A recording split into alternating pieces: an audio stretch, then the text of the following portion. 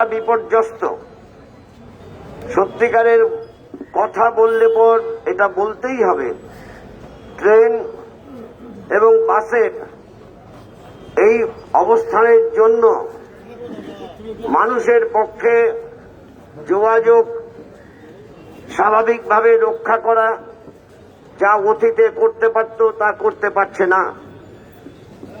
দ্বিতীয় বিষয় হচ্ছে নিত্য প্রয়োজনীয় সমস্ত দ্রব্য সামগ্রী তার দাম সবসময় ঊর্ধ্বমুখী।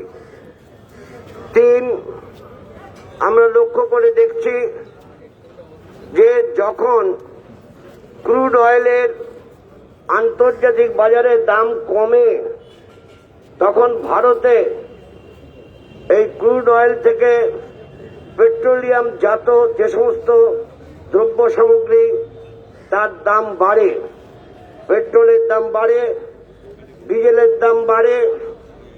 আমাদের তো এই রাজ্যে কেরোসিন তেলেরও প্রয়োজন, কেরোসিন তেলের দাম বাড়ে, আর বাড়ে রান্নার গ্যাসের দাম লাফিয়ে লাফিয়ে বাড়ে।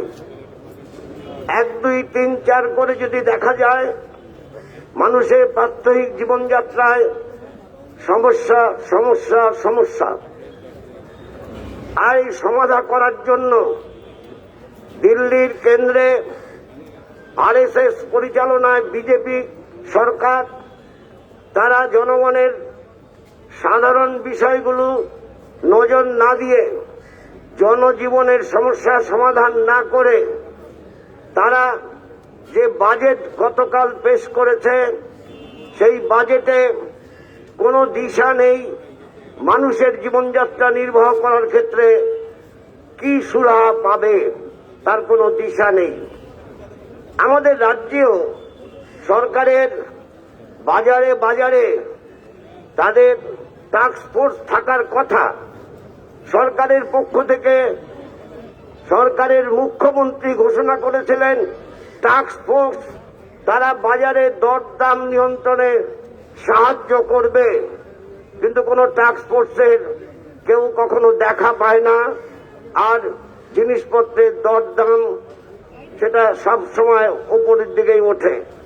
এমনকি সাধারণভাবে যে জিনিসগুলো মানুষের নানান কাজে লাগে, আমি শাকসবজি থেকে শুরু করে একবারে শশা, তার দামও সব সময় ঊর্ধ্বমুখী থাকছে, একবার উঠলে আর কখনো নামে না। আর অন্যান্য যে খাদ্য সামগ্রী তার প্রশ্ন একই রকম, তথৈবচ। এই অবস্থায় দাঁড়িয়ে আমরা আলোচনা করেছি, বামপন্থীরা আমরা আলোচনা করেছি আমাদের 16 দলের সভাতে, এমনকি আমরা আলোচনা করেছি কংগ্রেসের সঙ্গে যখন বসা হয়েছিল তখনও জাতীয় কংগ্রেসের সঙ্গে আলোচনা করেছি। তাই আমরা ঠিক করেছি আজকে রাজ্যের সব জেলায় জেলার ম্যাজিস্ট্রেটের কাছে, ডিএম এর কাছে তারা ডেপুটেশন দেবেন, তারা অবস্থান বিক্ষোভ করবেন, তারা মানুষের জীবন যন্ত্রণার কথা তুলে ধরবেন। কিন্তু দুর্ভাগ্যের হলো বাস্তব সত্য, নির্বাচন আছে। আর নির্বাচন আছে বলে আমরা দেখতে পাচ্ছি বিজেপি, তৃণমূল, কংগ্রেস তারা নির্বাচনী প্রচার শুরু করে দিয়েছে। কিন্তু নির্বাচনী প্রচারে তারা একে অপরকে দোষারোপ করছে, সেটা ঠিক আছে, তাতে আমাদের কিছু বলার নেই। কিন্তু মানুষের প্রাত্যহিক জীবনযাত্রা নির্বাহ করার ক্ষেত্রে যে সমস্যার পাহাড় তৈরি হয়েছে সে সম্পর্কে টু শব্দটি করছে না। এর থেকে বোঝা যাচ্ছে এরা মানুষের স্বার্থে কাজ করতে চায় কি চায় না এটা বোঝা যাচ্ছে না। কিন্তু সবাই বলে মানুষের স্বার্থে কাজ করতে চাইছে। তবে বাপু, একটু সময় ব্যয় করছো না কেন? মানুষের জীবন যন্ত্রণা সম্পর্কে কথা তুলছো না কেন? টু শব্দটি করছো না কেন? এইসব প্রশ্নগুলো দেখা দিচ্ছে।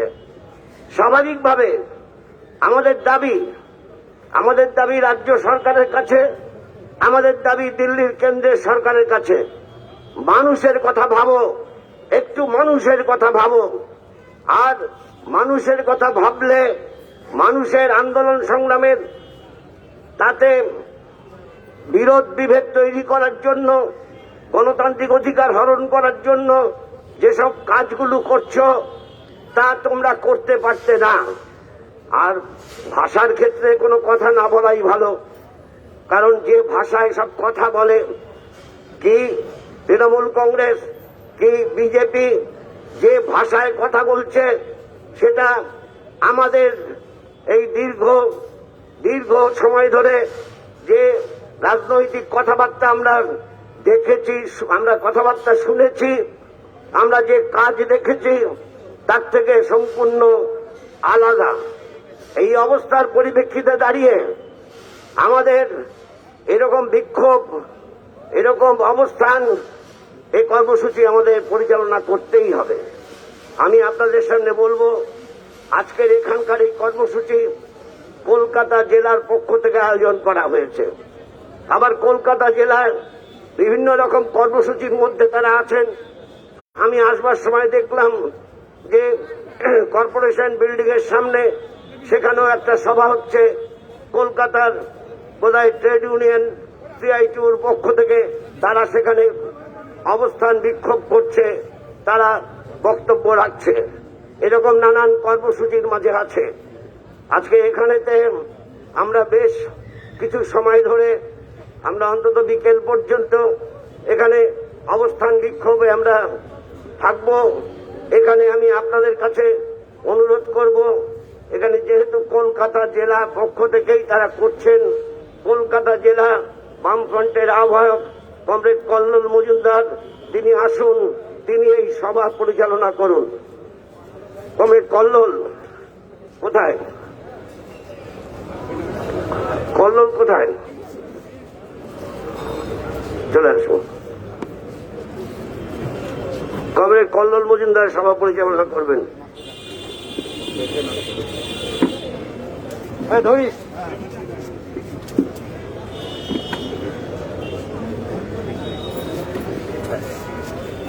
কমরেডস ও বন্ধুগণ, আপনারা ইতিমধ্যেই গত কয়েকদিন ধরে জেনেছেন যে মানুষের দৈনন্দিন জীবনে এক অসহায়, অসহনীয় পরিস্থিতির মধ্যে আমাদের আজকের এই বিক্ষোভ কর্মসূচি সেইটে ঘোষণা করা হয়েছে।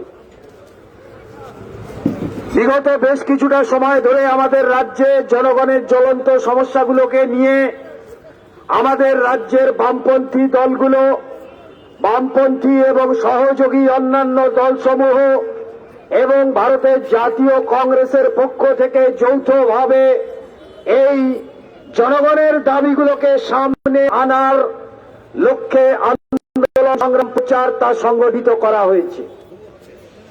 আমাদের গত কয়েকদিন ধরে আমাদের দেশের সামনে, আমাদের দেশের জনগণের সামনে, আমাদের রাজ্যের মানুষের সামনে এই ভয়ঙ্কর পরিস্থিতির বিভিন্ন উপাদানগুলোকে নিয়ে পরপর একাধিক কর্মসূচি তা পালিত হচ্ছে।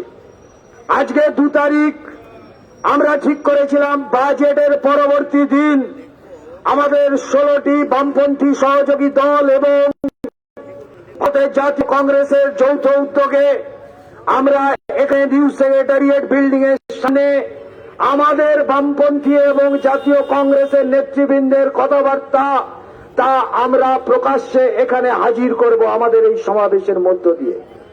এই সমাবেশ কিছুক্ষণ ধরে চলবে। এতগুলো দলের বক্তারা তারা প্রত্যেকেই আজকে বলবেন। তার ফলে আমি প্রথমে এখানে বলবার জন্য আহ্বান করব আমাদের অন্যতম শরিক দল, এই যারা একসাথে আমরা করছি এই মিটিং, তার কমিউনিস্ট পার্টি ভারতের পক্ষ থেকে কমরেড বর্ণালী চৌধুরী তিনি বলবেন। বর্ণালী মুখার্জি তিনি বলবেন।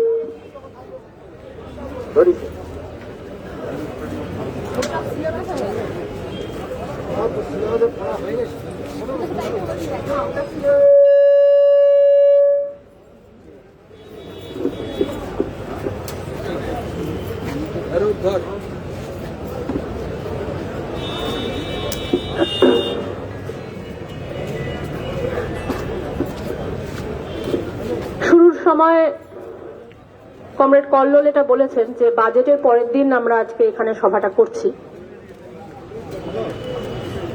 বাজেটের মধ্য দিয়ে নরেন্দ্র মোদীর সরকার কিছু হাইওয়ে বানাবেন বলেছেন, আর ভারতবর্ষে যে গ্যাসের লাইনটা আছে, তেলের লাইনটা আছে, সেটার বিক্রি করবেন এরকম বলেছেন। গতবারের যে বাজেট, তারপর আর নতুন কোনো কথা নেই এই দুটো কথা ছাড়া। গত 3-4টে বাজেটের মধ্য দিয়ে যে বাজেট ঘাটতি তোলার প্রস্তাব তারা করেছিলেন তার 50% ওঠেনি গত 3-4 বছর ধরে। জিএসটি থেকে ওঠেনি, ডিমনিটাইজেশন থেকে ওঠেনি, তারপরে তারা কিছু ইনভেস্টমেন্ট করলেন, সেখান থেকে ওঠেনি। রাষ্ট্রায়ত্ত যে সংস্থাগুলি আছে সেগুলোতে ডিসইনভেস্টমেন্ট করার কথা বলেছিলেন, তা থেকে ওঠেনি। রেল কিনবে কে, এই নিয়ে প্রায় 3-4 বছর 5 বছর ধরে নরেন্দ্র মোদীরা দৌড়ে দৌড়ে ঘুরছেন, কিন্তু এখনো পর্যন্ত কোনো বহুজাতিক সংস্থা রেলে বিনিয়োগ করার কথা, মানে একটা দুটো ক্যান্টিন, একটা দুটো কামরা ছাড়া, স্টেশনের মধ্যে, মডেল স্টেশনের মধ্যে একটা দুটো রেস্টুরেন্ট ছাড়া রেলে বিনিয়োগ করবে এরকম কোনো পরিস্থিতি বহুজাতিকদের নেই। তার কারণ এরকম নয় যে নরেন্দ্র মোদীরা ভারতবর্ষকে উলঙ্গ করতে বা নিজেরা উলঙ্গ হতে কোনো কসুর করেছেন। তারা সমস্ত জামাকাপড় খুলে ফেলেছেন, কিন্তু এটা বহুজাতিকদের সমস্যা যে তাদের যা সংকট 2006 সালের পর থেকে, তারা গোটাগুটি এক একটা রাষ্ট্রায়ত্ত সংস্থা কিনবেন এই অবস্থা তাদের নেই। ফলত বাজেট ঘাটতি কোনোভাবেই মিটছে না।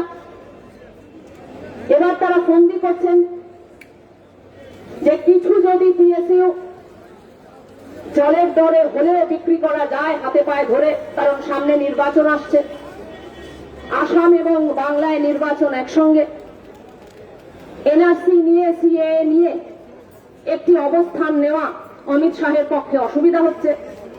আসামের নির্বাচন যদি অন্য সময় হতো তাহলে অমিত শাহদের এত অসুবিধা হতো না সরাসরি মিথ্যা কথাটা বলতে, কারণ মিথ্যা কথা অমিত শাহদের রক্তে।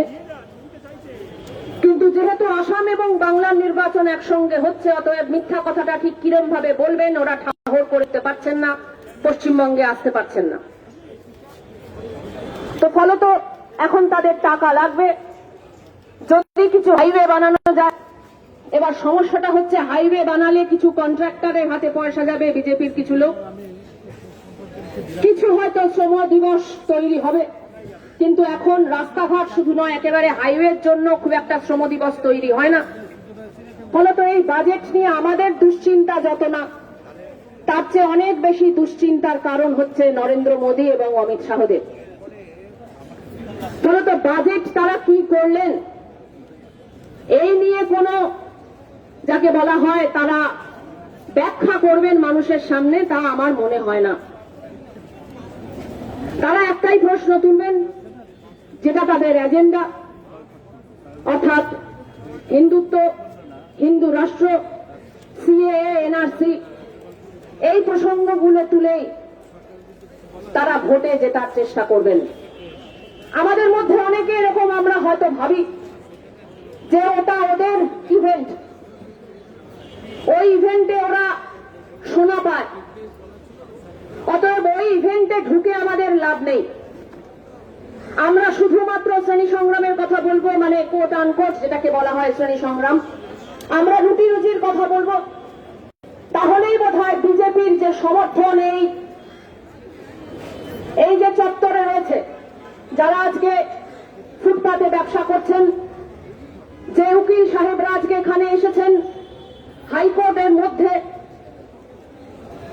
হনুমান মন্দির তৈরি হচ্ছে, শুধু নয় হাইকোর্টের মধ্যে হনুমান জয়ন্তী হচ্ছে। যে অ্যাডভোকেট বাবুরা আজকে এখানে এসেছেন তারাও ভালো করে জানেন যে গোটা চত্বরে বিজেপির যে রমরমা, সেটা দিল্লিতে আমরা কৃষক আন্দোলন করছি শুধুমাত্র এইটুকু বলে সেই রমরমাকে কাটানো যাবে না। এটা ঠিক যে দিল্লির কৃষক আন্দোলনের মধ্য দিয়ে গোটা ভারতবর্ষে আবার নতুন করে একটা সম্ভাবনা তৈরি হচ্ছে। সম্ভাবনাটা কি না, আমাদের পশ্চিমবঙ্গের চাষিরা এটা ভাবতে শুরু করছেন যে চাষাবাদ করেও পাঞ্জাব এবং হরিয়ানার মতো 4 চাকার গাড়িতে চড়া যায়। তারা এটা ভাবতে ভুলে গেছিলেন। পশ্চিমবঙ্গ বলে নয়, ভারতবর্ষের বেশিরভাগ চাষি তারা এটা ভাবতে ভুলে গেছিলেন যে চাষাবাদ করেও সংসার চালানো যায়। কিন্তু পাঞ্জাব এবং হরিয়ানার চাষিদের দেখে আবার নতুন করে তারা ভাবতে শুরু করছেন যে হ্যাঁ, সেটা করা যায়। নরেন্দ্র মোদীরা যে সুইসাইড করলেন, যে আত্মহত্যা করলেন, যে এমএসপি এবং এই 3টে আইনের মধ্য দিয়ে গোটা ভারতবর্ষে আবার একটি এজেন্ডা সামনে চলে এলো যে আমাদের ধান, গম, চাল, আলু, পাট এগুলোকে সরকারকে কিনতে হবে। আর যদি কোনো বেসরকারি সংস্থা কেনে তাহলে সরকার নির্ধারিত যে ঘোষিত মূল্য তার থেকে 1 পয়সা কম দামে কিনলে তোমাদের লাইসেন্স কেড়ে নেওয়া হবে। আমরা বামপন্থীরা এবং কংগ্রেস একসঙ্গে মিলে যখন এখানে সভা করছি, শুধু নিন্দা করার জন্য করছি না। নিন্দা তো মেধা পাটেকাররাও করেন, নিন্দা তো এনজিওরাও করেন। আমরা ওই দলগুলো যখন আজকে নিন্দা করছি, আসলে আমরা বলতে চাই যে আমাদের সরকার যদি 2024 সালে কেন্দ্রে হয়, যদি আমাদের সরকার 2021 সালে রাজ্যে হয়, তাহলে আমরা পশ্চিমবঙ্গে আমরা গোটা দেশে এই আইনটা পাশ করব যে কোনো বেসরকারি সংস্থা, সেটা চালকল হোক বা অন্য কোনো বহুজাতিক বেসরকারি সংস্থা হোক, তারা যদি ধান, গম কেনে এবং সরকার নির্ধারিত ঘোষিত মূল্যের 1 পয়সা কম দামে কেনে, তাহলে তাদের কোমরে দড়ি বেঁধে হাজতে নিয়ে যাওয়া হবে। এবং এদের সঙ্গে কম্পিটিশন করার জন্য আমাদের একটি রাজ্যে যদি আলুটা ধরে নিই, তাহলে 40,000 কোটি টাকার বেশি খরচ নয়। গোটা দেশে যদি ধরি 5 থেকে 6 লক্ষ কোটি টাকার বাজেট।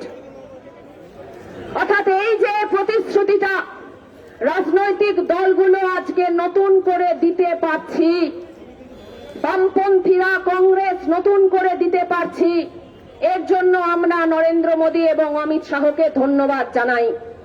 কিন্তু আমরা এটা মাথায় রাখি যে ওরা এই কৃষি আন্দোলন, এই কৃষি ঐক্যকে ধ্বংস করার জন্য ওদের যে এজেন্ডা, অর্থাৎ মানুষে মানুষে বিভেদ তৈরি করা, অর্থাৎ এক জাতি, এক রাষ্ট্র, এক নেতা, এক ব্যবসাদার, এক ভাষা, এক খাদ্যাভ্যাস, এই যে আরএসএস এর এজেন্ডা, এই এজেন্ডাকে যদি আমরা প্রতিহত করতে না পারি, তাহলে এই শ্রেণী ঐক্য যে কোনো মুহূর্তেই ধ্বংস হয়ে যেতে পারে। ভারতবর্ষের স্বাধীনতা সংগ্রাম থেকেই আমরা দেখেছি, নৌ বিদ্রোহের সময় যখন একসঙ্গে 3টে ঝান্ডা উড়েছিল, লাল ঝান্ডা, তেরঙ্গা ঝান্ডা এবং মুসলিম লীগের ঝান্ডা, তার 6 মাসের মধ্যেই নোয়াখালী দাঙ্গা হয়েছিল। 30-এর দশকে যখন সোলাপুর কমিউন হয়েছিল, তার 50 দিনের মধ্যেই কানপুরের দাঙ্গা হয়েছিল। অতএব আমরা জানি যে ওরা ঘুঁটি সাজাচ্ছে। পশ্চিমবঙ্গের তৃণমূলের চোরগুলোকে ওদের দলে নিয়ে যাওয়া এখন ওদের খুব প্রয়োজন। কেন? আপনি ভাবছি যে যত চোরগুলো ওখানে যাবে তত বোধহয় আমাদের দিকে ভোটটা আসবে। ব্যাপারটা ঠিক এরকম নয়। ওরা এটা জানে যে চোর মানে হচ্ছে সমাজের লুম্পেন এলিমেন্ট, অর্থাৎ কীট পতঙ্গ। আগামীকাল যে ভূমিকম্পটা আসবে, আগামীকাল যে ঝড় বৃষ্টি আসবে, আপনি বুঝতে পারি না, কীট পতঙ্গরা বুঝতে পারে, পিঁপড়েগুলো চলে যেতে শুরু করে। অতএব পশ্চিমবঙ্গের এই কীট পতঙ্গগুলো, তৃণমূলের চোরগুলো, তারা যত আজকে বিজেপির দিকে যাবে, আপনি ভাবতে শুরু করব তার মানে বিজেপি আসছে, তার মানে পশ্চিমবঙ্গে বিজেপি আসছে। আর যদি বিজেপির আশাটা নিশ্চিত হয়, তাহলে বাপু 2021 সালে রাম আসুক, 2024 সালে বাম করব, এটা আপনি ভাবতে শুরু করব। আর তাই জন্য ওদের এটা খুব প্রয়োজন। আর তাই নির্বাচনের পরে যে রেট অমিত শাহরা বেঁধে দিয়েছে, নির্বাচনের পরে আমাদের দিকে এলে যদি 10 কোটি টাকা হয়, নির্বাচনের আগে আমাদের দিকে আসলে 25 কোটি টাকা পাবে। রাজীব ব্যানার্জির কাছে নির্বাচনে হেরে গেলেও কোনো অসুবিধা নেই। যদি আজকে তিনি 25 কোটি টাকা পেয়ে যান, তারপরে নির্বাচনে হারবো কি জিতবো আমাদের কিছু, তাদের কিছু এসে যায় না। আমরা এটা জানি। এনআরসি সিএ এর যে প্রসঙ্গ অমিত শাহরা তুলছেন, তারা আমাদের দিয়ে এটা বলানোর চেষ্টা করছেন যে এনআরসি সিএ হলে মুসলমানদের খুব অসুবিধা। আর তারপর তারা ভারতবর্ষের এবং এই চত্বরের হিন্দুদের কাছে গিয়ে বলবেন যে দেখেছো তো বামপন্থী আর কংগ্রেস সব আসলে মুসলমানদের দালাল। বুঝতে পারছো তো, মুসলমানদের অসুবিধা হবে বলে ওরা মাইক ধরে চিৎকার করছে, আর এই এনআরসি সিএ আসলে হিন্দুদের সুবিধা করবে। আমরা এটা স্পষ্ট করে বলে দিতে চাই, আমি বাবু বর্ণালী মুখার্জি, আমিও দারুণ হিন্দু। মুসলমানদের দু এক ঘা দিলে আমার কোনো অসুবিধা নেই, কিন্তু যে প্রশ্নটা এটা বুঝলাম, নরেন্দ্র মোদী নিজেই বলেছেন 71 সালের পর যারা এসছেন বাংলাদেশে অত্যাচারিত হয়ে এসেছেন, অতএব বেশিরভাগ হিন্দু এসেছেন। মুসলমানরা তো ভীষণ পাজি, অতএব বেশিরভাগ হিন্দু এসেছেন। অতএব যদি আজকে যে হিন্দু ভদ্রলোক ওই শান্তনু ঠাকুর, তাকে লিখতে হবে, একটা অ্যাপ্লিকেশন করতে হবে যে আমাকে আপনি আমার নাগরিকত্বটা দিন। এই অ্যাপ্লিকেশনটা শান্তনু ঠাকুর যে মুহূর্তে করবেন, সে মুহূর্ত থেকে এটা দাঁড়ালো যে তিনি আসলে নাগরিক নন। কে কে অ্যাপ্লিকেশন করতে রাজি আছে? কোন কোন হিন্দু অ্যাপ্লিকেশন করতে রাজি আছে? যদি 6 দিনের মধ্যে নাগরিকত্ব আসে ভালো, 6 মাসের মধ্যে আসলে ভালো, কিন্তু যদি 6 বছর লাগে, আমার এলাকাতে যদি কোনো তৃণমূল বা বামপন্থী বা কংগ্রেসের যদি কোনো নেতা থাকে, গিয়ে সরাসরি দিয়ে দপ্তরে বলে যে আসলে মিথ্যা কথা বলছে শান্তনু ঠাকুর, আসলে ওর বাংলাদেশেও একটা ভোট আছে, সাথে সাথে তদন্ত শুরু হবে। অতএব 6 বছরেও হবে না, ওটা 7 বছর লাগবে না 600 বছর লাগবে আমরা জানি না। অতএব এই এনআরসি সিএ এর মধ্য দিয়ে মুসলমানদের অসুবিধা হলে খুব একটা অসুবিধা হতো না আমাদের। কৃষকদের যখন গুলি করছেন নরেন্দ্র মোদী, মুসলমান কৃষকদের মারলে খুব একটা অসুবিধা হতো না। যখন তারা এক জাতি এক ধর্ম এক রাষ্ট্র শ্রীরামচন্দ্রের কথা বলছেন, জয় শ্রীরাম বলছেন, তখন যদি আমরা বুঝতাম আরএসএস এবং বিজেপির প্রত্যেকটা নেতা রামচন্দ্রের মতো তাদের চরিত্র, শ্রীকৃষ্ণের মতো চরিত্র অথবা যুধিষ্ঠিরের মতো চরিত্র, আমাদের অসুবিধা হতো না। আমরা এটা জানি এনআরসি সিএ এর মধ্য দিয়ে হিন্দুদের বিপদ। আমরা এটা জানি যে জয় শ্রীরাম যারা বলছেন তাদের চরিত্র রামচন্দ্রের মতো নয়। রামচন্দ্র যেদিন সম্মুখের গলা কাটলো নিচু জাতের বলে, এবার সম্মুখের গলা কাটার পর যদি রামচন্দ্রকে জিজ্ঞাসা করা হতো যে দাদা, দুঃখিত দাদা না জয় শ্রীরাম, আপনি কেন সম্মুখের গলা কাটলেন, রামচন্দ্র নিশ্চয়ই বলতেন না যে না তো আমি এরকম তো কিছু করিনি, ওটা বিরোধীরা আমাদের নামে অপপ্রচার করছে।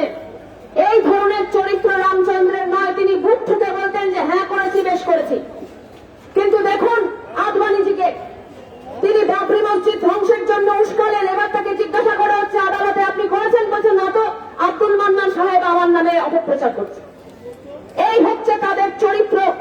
সকাল থেকে রাত পর্যন্ত মিথ্যা কথা বলা ছাড়া, টাকা পয়সা ছাড়া, দুর্নীতি ছাড়া, ধর্ষণ ছাড়া, লাভপট্ট ছাড়া বিজেপি এবং আরএসএস কিছু বোঝে না। অতএব আজকে যখন পশ্চিমবঙ্গে দাঁড়িয়ে তৃণমূল যাচ্ছে, সাধারণ মুসলিম জনগণ বিশ্বাসঘাতকতা টের পেয়ে বিকল্প খুঁজছেন আব্দুল মান্নানের মধ্যে, কল্লোলের মধ্যে, এমনকি আব্বাস সিদ্দিকীর মধ্যে। তখন আমরা এটা বুঝতে পারছি যে এই জোট যদি পশ্চিমবঙ্গে দাঁড়ায়, বামপন্থী যারা অ্যাডভোকেট বন্ধু আছেন তারাও এটা বুঝুন, বামপন্থী যারা ওখানে টাইপরাইটারে টাইপ করছেন তারাও এটা বুঝুন।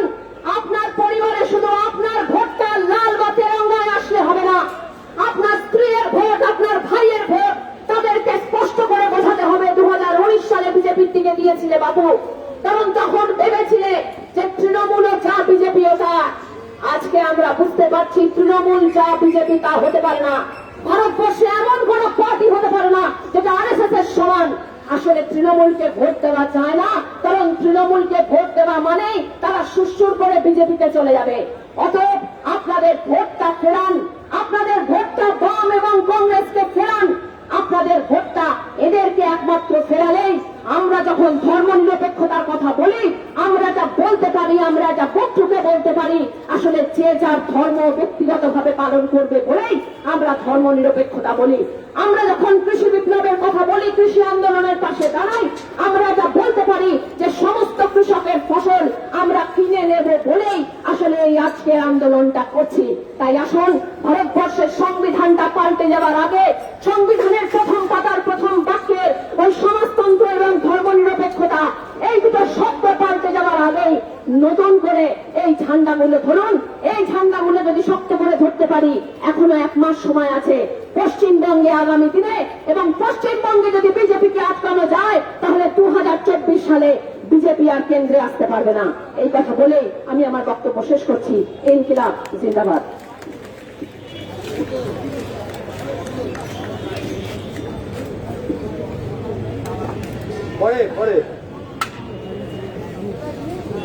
আমাদের এখন জাতীয় কংগ্রেসের পক্ষ থেকে বলবেন আব্দুল মান্নান সাহেব।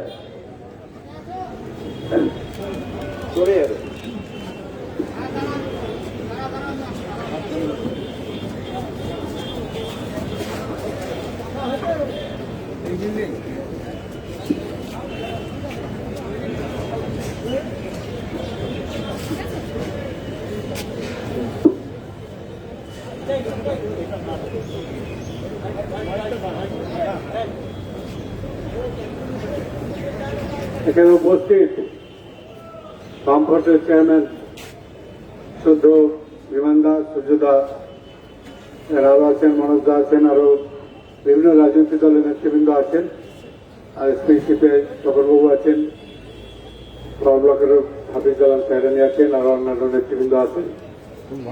আমার আগে আমি বিমানদার বক্তব্য শুনছিলাম, আজকে উদ্দেশ্য বলেছেন। বক্তব্য দীর্ঘ করবে না, অনেক শরীর দলের অনেকেই বক্তব্য রাখেন। কঠিন সময়ের মধ্যে দিয়ে আমরা চলেছি। যে কথাটা আমরা বেশ কয়েক বছর ধরে বলছি, যে ভারতবর্ষকে বিক্রি দেওয়ার একটা ষড়যন্ত্র হয়েছে, ভারতবর্ষকে সব দিক দিয়ে টুকরো টুকরো করার একটা ষড়যন্ত্র হয়েছে। কালকে যখন আমরা বাজেটটা দেখলাম, এই বাজেটে যা দেখলাম সেটাতে এতদিনের যে অভিযোগ আমাদের, সেই অভিযোগগুলো সবই সত্যি হলেন। যে ব্যাংক জাতীয়করণ করা হয়েছিল, ব্যাংকে মানুষের টাকার নিরাপত্তা থাকবে, গচ্ছিত থাকবে, সেখানে গিয়ে দেখা গেল ব্যাংকে টাকা রাখতে গেলেও আমাকে বীমা করতে হবে, কারণ তা নাহলে সে টাকার দায়িত্ব ব্যাংক নেবে না। অদ্ভুত ব্যাপার, ব্যাংকে টাকা রেখেও আমরা নিশ্চিত হতে পারবো না এমন এক সরকারের কাছে। তাহলে এই সরকারের কাছে ভারতের নিরাপত্তাটা কোথায়? ভারতবাসীদের নিরাপত্তাটা কোথায়? জাতীয়করণ করা ব্যাংকগুলো যদি আমাদের নিরাপত্তা দিতে না পারে, যে আমাদের টাকা রাখবে সেখানে তার টাকা আমরা গচ্ছিত থাকবে, সেটা পর্যন্ত দিতে পারলেন না। মানুষকে বোকা বানাবার জন্য বললেন 75 বছরের বেশি যাদের বয়স তাদের ভিতরে ট্যাক্স দিতে হবে না, আর ট্যাক্সের থেকে বেশি টাকা কেটে নিচ্ছ।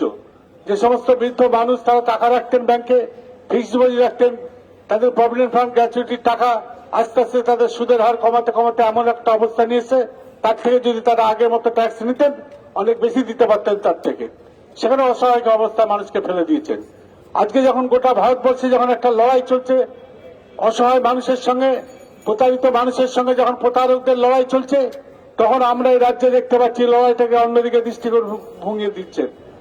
মানুষের দৃষ্টিটাকে অন্যদিকে ঘুরিয়ে দেওয়ার জন্য কোথাও হিন্দু মুসলমানের লড়াই, আর কোথাও আমাদের বি টিম এ টিমের বিরুদ্ধে লড়াই করতে গিয়ে বলেছে সব থেকে বড় বিজেপি বিরোধী হয়ে গেছেন তারা।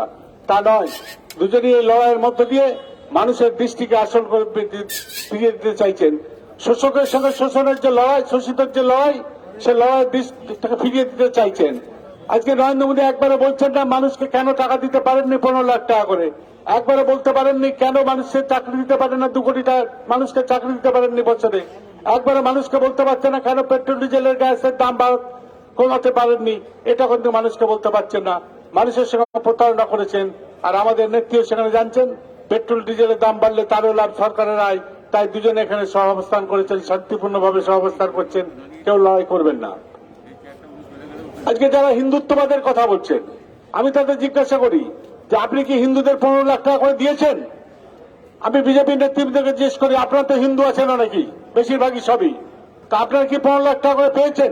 আপনারা কি বাজারে গিয়ে 25 টাকা 30 টাকা লিটার পেট্রোল ডিজেল কিনতে পারছেন? আপনারা কি গ্যাস 200 টাকা সিলিন্ডার পাচ্ছেন? আপনারা কি চাকরি পেয়েছেন? পাননি। প্রতারণাটা আপনাদের সঙ্গে হয়েছে, বিজেপির কর্মীদের সঙ্গে হয়েছে, সমস্ত হিন্দু সম্প্রদায়ের সঙ্গে হয়েছে। তাই আজকে লড়াইটা শুধু হিন্দু আর মুসলমানের নয়। যদি ভাবতাম যে মুসলমান না পায় না, হিন্দুরা সব সুবিধাগুলো পাচ্ছেন, তাহলে ভাবতাম একটা উদ্দেশ্য নিয়ে করছেন, তাহলে সবার আগে আমিও হিন্দু হয়ে যেতাম, যদি সত্যি মানুষের উপকার করা যেতে পারতো। কিন্তু করলেন না তো। হিন্দু মুসলমানের লড়াই বাদিয়ে দিয়ে আজকে নিজেদের ফায়দা লুটছেন, মানুষকে প্রতারণা করছেন, কর্পোরেট হাউসের স্বার্থ রক্ষা করছেন। তাই আমাদের লড়াইটা আজকে সংঘবদ্ধ হওয়ার লড়াই। এই লড়াই শুধু হিন্দুদের ঐক্যের লড়াই নয়, মুসলমানদের ঐক্যের লড়াই নয়। এই হিন্দু মুসলমান সমস্ত ধর্মের সমস্ত জাতির মানুষ আজকে প্রতারিত হয়েছেন এই সরকারের দ্বারা। এই সরকারের দ্বারা লুণ্ঠিত হচ্ছেন আজকে সমস্ত মানুষ। তাই আজকে লুণ্ঠিতদের সঙ্গে লুটেরাদের লড়াই, প্রতারকদের সঙ্গে প্রতারিতদের লড়াই, শোষকের সঙ্গে শোষিতের লড়াই। সেই শোষিত, প্রতারিত, লুণ্ঠিত মানুষ আজকে হিন্দু মুসলমান সবাই একত্রিত হয়ে লড়াই করুন। দলের পতাকা ভুলে গিয়ে আজকে এগিয়ে আসতে হবে। এই আহ্বান রেখে আমার বক্তব্য শেষ করছি। জয় হিন্দ, বন্দে মাতরম।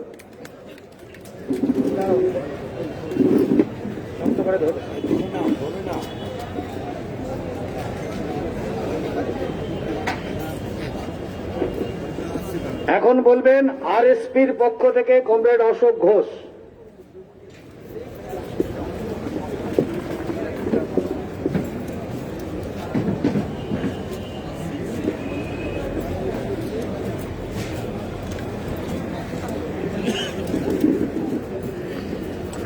কমরেডস ও বন্ধুগণ,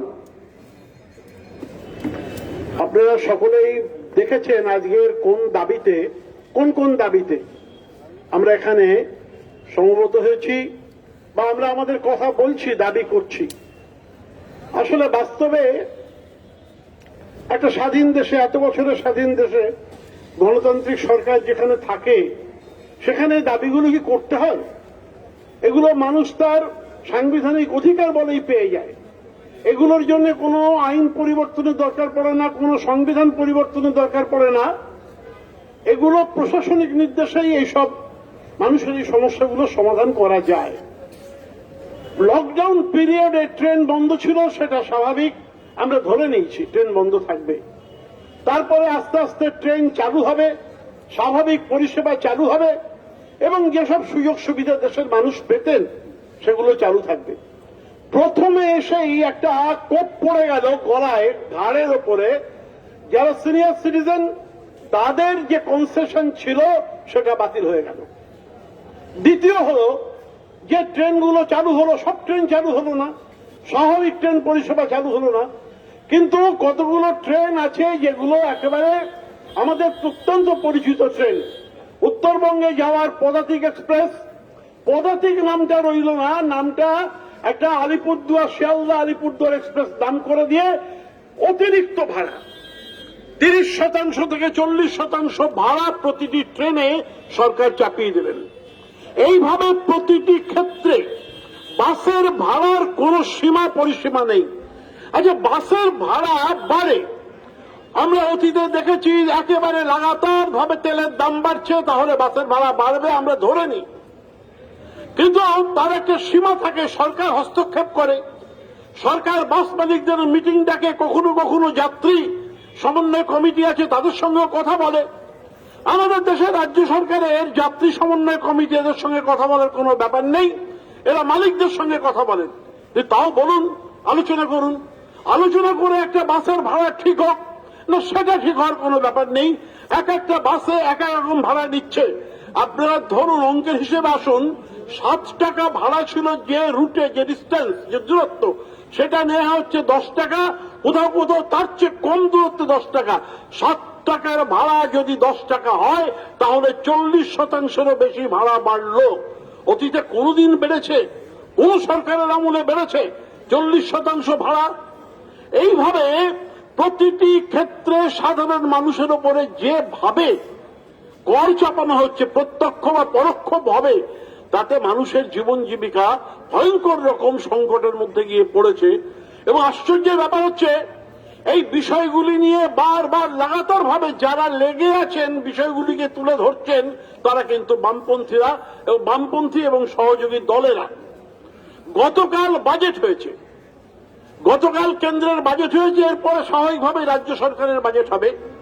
কিন্তু গতকাল কেন্দ্রের যে বাজেট হয়েছে, খবরের কাগজে, সংবাদপত্রে, টেলিভিশনের পর্দায় বাজেট নিয়ে পর্যালোচনা, বিভিন্ন চেম্বার অব কমার্স, বাণিজ্যিক প্রতিষ্ঠান, মালিকদের সংগঠন, তাদের মতামত নেওয়া হচ্ছে।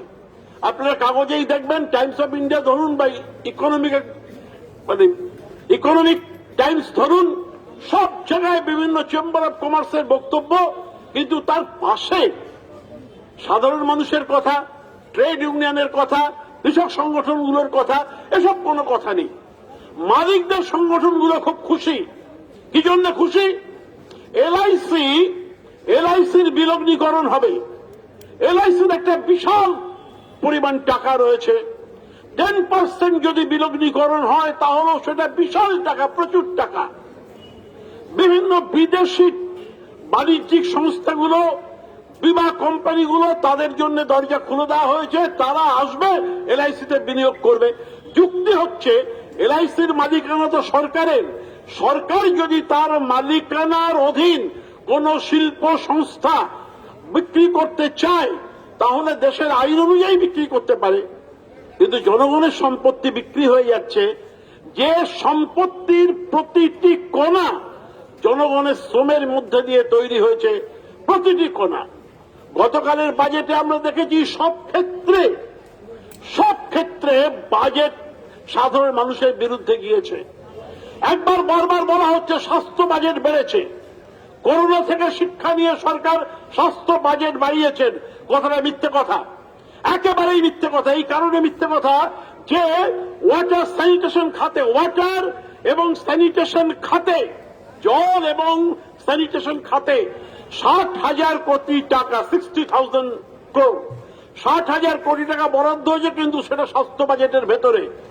স্বাস্থ্য বাজেটের মধ্যে যে টাকা আছে, স্বাস্থ্য বাজেটের নামে যে টাকা বরাদ্দ করা হচ্ছে, তার থেকে 60,000 কোটি টাকা বাদ দিয়ে দিন, হিসেব করে দেখবেন স্বাস্থ্য বাজেটও কমে গিয়েছে। বাকি সব খাতে বাজেট কমেছে। শিক্ষা খাতে 6.13% বাজেট কমেছে।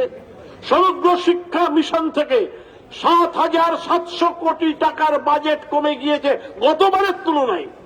7,700 কোটি টাকার বাজেট শিক্ষা মিশন থেকে কমে গিয়েছে।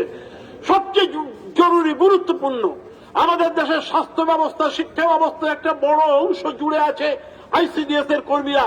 আইসিডিএস, আশা, মিড ডে মিল, গ্রামীণ স্বাস্থ্য প্রকল্পে যারা কাজ করেন, এইরকম স্কিম ওয়ার্কাররা জুড়ে আছেন।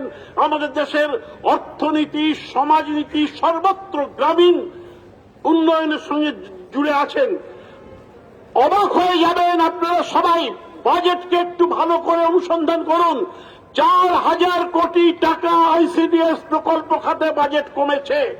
বাড়ার বদলে, মানুষ প্রত্যাশা করেছিলেন বাড়বে, সেই বাড়ার বদলে 4,000 কোটি টাকা আইসিডিএস, আশা, মিড ডে মিল ক্ষেত্রে বাজেট কমেছে। আর প্রধানমন্ত্রীর কিষাণ প্রকল্প, কত প্রচার, কত বিজ্ঞাপন, প্রধানমন্ত্রীর কিষাণ প্রকল্প, এবং তাতে গত বছরেই, শুধু গত বছরের বাজেট থেকে যে টাকাটা খরচ হয়নি, সেটা 10,000 কোটি টাকা সরকার খরচ করেনি, বা টাকাটা অন্য কোথাও, যেটাকে বলে ড্রেন আউট করা, টাকাটা অন্য কোথাও লাগিয়েছে, অন্য কোথাও সরিয়ে নিয়েছে। পিএম এর কিষাণ বিকাশ প্রকল্প 10,000 কোটি টাকা খরচ হয়নি। জীবনের সর্বক্ষেত্রে মানুষ বঞ্চিত হয়েছেন। 2020-21 দেশে কিশোরী কন্যাদের প্রকল্পে বরাদ্দ ছিল 250 কোটি টাকা, কিন্তু খরচ হয়েছে মাত্র 50 কোটি টাকা।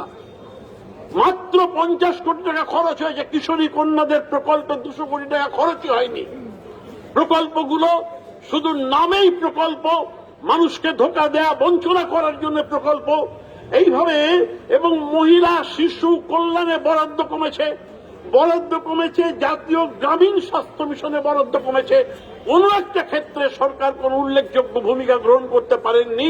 ইনকাম ট্যাক্স বাদ দিয়ে দিন, যারা বয়স্ক নাগরিক তাদের জীবনে আরো বেশি দুর্বিষহ কষ্ট আসছে, ওষুধের দাম বাড়ছে, পোস্ট অফিসে ব্যাংকের সুদ কমছে, সব মিলিয়ে একটা সরকার দিল্লিতে আছে সম্পূর্ণরূপে যে সরকারটা মাঝে মাঝে বলে ইজ অফ ডুইং বিজনেস।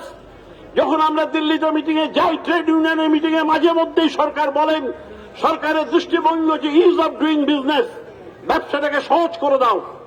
আমাদের মনে হয় যে হ্যাঁ, is of doing business for the interest of corporate, কর্পোরেটের জন্যই সহজ করে দাও, বিদেশি পুঁজির জন্যই সহজ করে দাও, মানুষের জীবনের জন্য নয়, মানুষের বেঁচে থাকার জন্য নয়, শিক্ষার জন্য নয়, স্বাস্থ্যের জন্য নয়। যারা মনে করেন করোনা পরিস্থিতি, লকডাউন বা করোনা পরিস্থিতি সবটা ভেঙে দিয়ে গেছে, তাদের সঙ্গে সবিনয়ে দ্বিমত পোষণ করে বলি না, করোনা পরিস্থিতি ভেঙে দিয়ে যায়নি। করোনা পরিস্থিতি বরং একটা ভেঙে পড়া ব্যবস্থাকে আমাদের চোখের সামনে তুলে ধরল। করোনা পরিস্থিতি দেখিয়ে দিল হাসপাতালগুলোকে নীল সাদা রং করলেই চিকিৎসা উন্নত হয় না। করোনা পরিস্থিতি দেখিয়ে দিল অর্থনীতির গভীর সংকট, এই সংকট থেকে উদ্ধারের কোন রাস্তা সরকারের হাতে নেই, সরকার কর্পোরেটের কোলে ঢুকে গিয়েছে। করোনা পরিস্থিতি দেখিয়ে দিল ভয়ঙ্কর রকম বেকারি, আর করোনা পরিস্থিতি দেখিয়ে দিল বিদেশিদের জন্য চার্টার্ড প্লেন দল ত্যাগ করার জন্য, দল ত্যাগ করে দলত্যাগকে এনকারেজ করা, উৎসাহ দেওয়ার জন্য চার্টার্ড প্লেন আসতে পারে। খরচটা বুঝুন, দিল্লি থেকে একটা চার্টার্ড প্লেন আসছে কলকাতায়, সেখান থেকে যারা বিজেপিতে যোগ দেবে সেই বর্ণছোড়া কিছু মানুষ, কিছু গিরগিটির মতো মানুষ, সেই মানুষগুলো প্লেনে করে দিল্লি যাবে, তারা আবার দিল্লিতে গিয়ে গেরুয়া পতাকা নেবে এবং আবার কলকাতায় ফিরবে এবং সেই প্লেন আবার দিল্লি ফিরে যাবে। একটা বিমান, চার্টার্ড বিমান 4 বার যাতায়াত করতে কি পরিমাণ টাকা খরচ হয়? এই টাকাটা কে দিল? কার স্বার্থে? কি জন্যে? কিছু চোর, কিছু ডাকাত, কিছু দুর্নীতিগ্রস্ত মানুষ তারা দলবদল করবে, তার জন্য কোটি টাকা, কোটি কোটি টাকা খরচ করে চার্টার্ড প্লেন আসে। আর পরিযায়ী শ্রমিকরা মাইলের পর মাইল, হাজার মাইল পায়ে হেঁটেছেন, হাজার মাইল পায়ে হেঁটে কেউ জীবিত পৌঁছতে পেরেছেন, কেউ পৌঁছতে পারেননি। সরকারের কোনো দায় নেই তাদের প্রতি। ফলে দুটো সরকার, অত্যন্ত জনবিরোধী দুটো সরকার আমাদের এখানে ক্ষমতায়, কেন্দ্রে বিজেপি আর রাজ্যে তৃণমূল সরকার। দুটো সরকারেরই কোনো দায়বদ্ধতা নেই মানুষের প্রতি, মানুষের মৌলিক সমস্যার প্রতি। যে দাবিগুলো আজকে আমাদের এখানে করা হয়েছে, এর প্রত্যেকটি দাবি একেবারে সাংবিধানিক অধিকারের দাবি। এর জন্য কোনো আইন পরিবর্তনের দরকার হয় না, কোনো প্রশাসনিক নির্দেশনও দরকার হয় না। এটা সাধারণ গণতান্ত্রিক বিধি বিধান অনুযায়ী মানুষের দাবিগুলো পেতে পারে। এমন দুর্ভাগ্য আমাদের এই রাজ্যের মানুষের যে পানীয় জল, সে পানীয় জল, পরিস্থিত পানীয় জলটাও মানুষ পাচ্ছে না। অন্যান্য গণতান্ত্রিক যে সুযোগ সুবিধা সেগুলো তো ছেড়ে দিচ্ছি। সেই জন্যই আজকে বামফ্রন্ট এবং সহযোগী দলের পক্ষ থেকে এই কথাগুলোকে আমরা এখানে বলছি। এই বাড়িতে অনেকগুলো মন্ত্রী বাস করেন, মন্ত্রীদের অফিস রয়েছে এই বাড়িতে, সেই মন্ত্রীরা নিশ্চয়ই শুনতে পাচ্ছেন। এই বাড়িতে সরকারের একটা বড় দপ্তর, সেই জন্যই সরকারের কাছে আসা, সরকারকে বারবার বলা এবং এই কথাটি এই সঙ্গে বলা যে সরকার নীতি বদল করো, সরকার নীতি বদল করো, সরকার রাস্তায় নেমে এসো, মানুষের পাশে দাঁড়াও। আর যদি না করতে পারো তাহলে জনতা রাস্তায় নেমেছে, হয় তোমরা নীতি বদল করো, নতুবা জনতা তোমাদের বদলে দেবে। দিন আসছে জনগণ তোমাদের বদলে দেবে। এই কথাটাই আমরা এখান থেকে খুব পরিষ্কার করে বলতে চাইছি। আপনাদের সবাইকে বামফ্রন্টের পক্ষ থেকে ধন্যবাদ।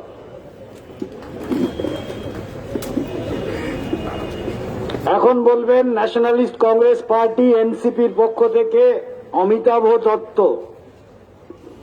এরপর বলবেন সিপিআই এর পক্ষ থেকে কমরেড স্বপন ব্যানার্জি।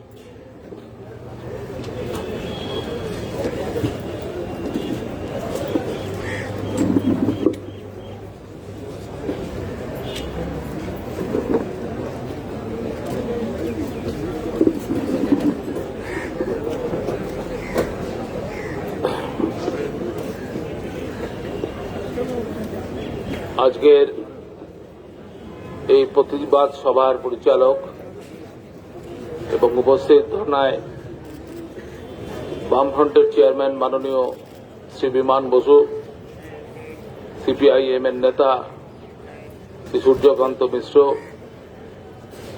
বাম এবং গণতান্ত্রিক দলের প্রত্যেক নেতৃবৃন্দ এবং সাথীগণ, আমরা যারা আজকে এনসিপি হিসেবে উপস্থিত আছি, জনতা দল ইউনাইটেডের জন্মলগ্ন থেকে আমরা সেই দলে ছিলাম।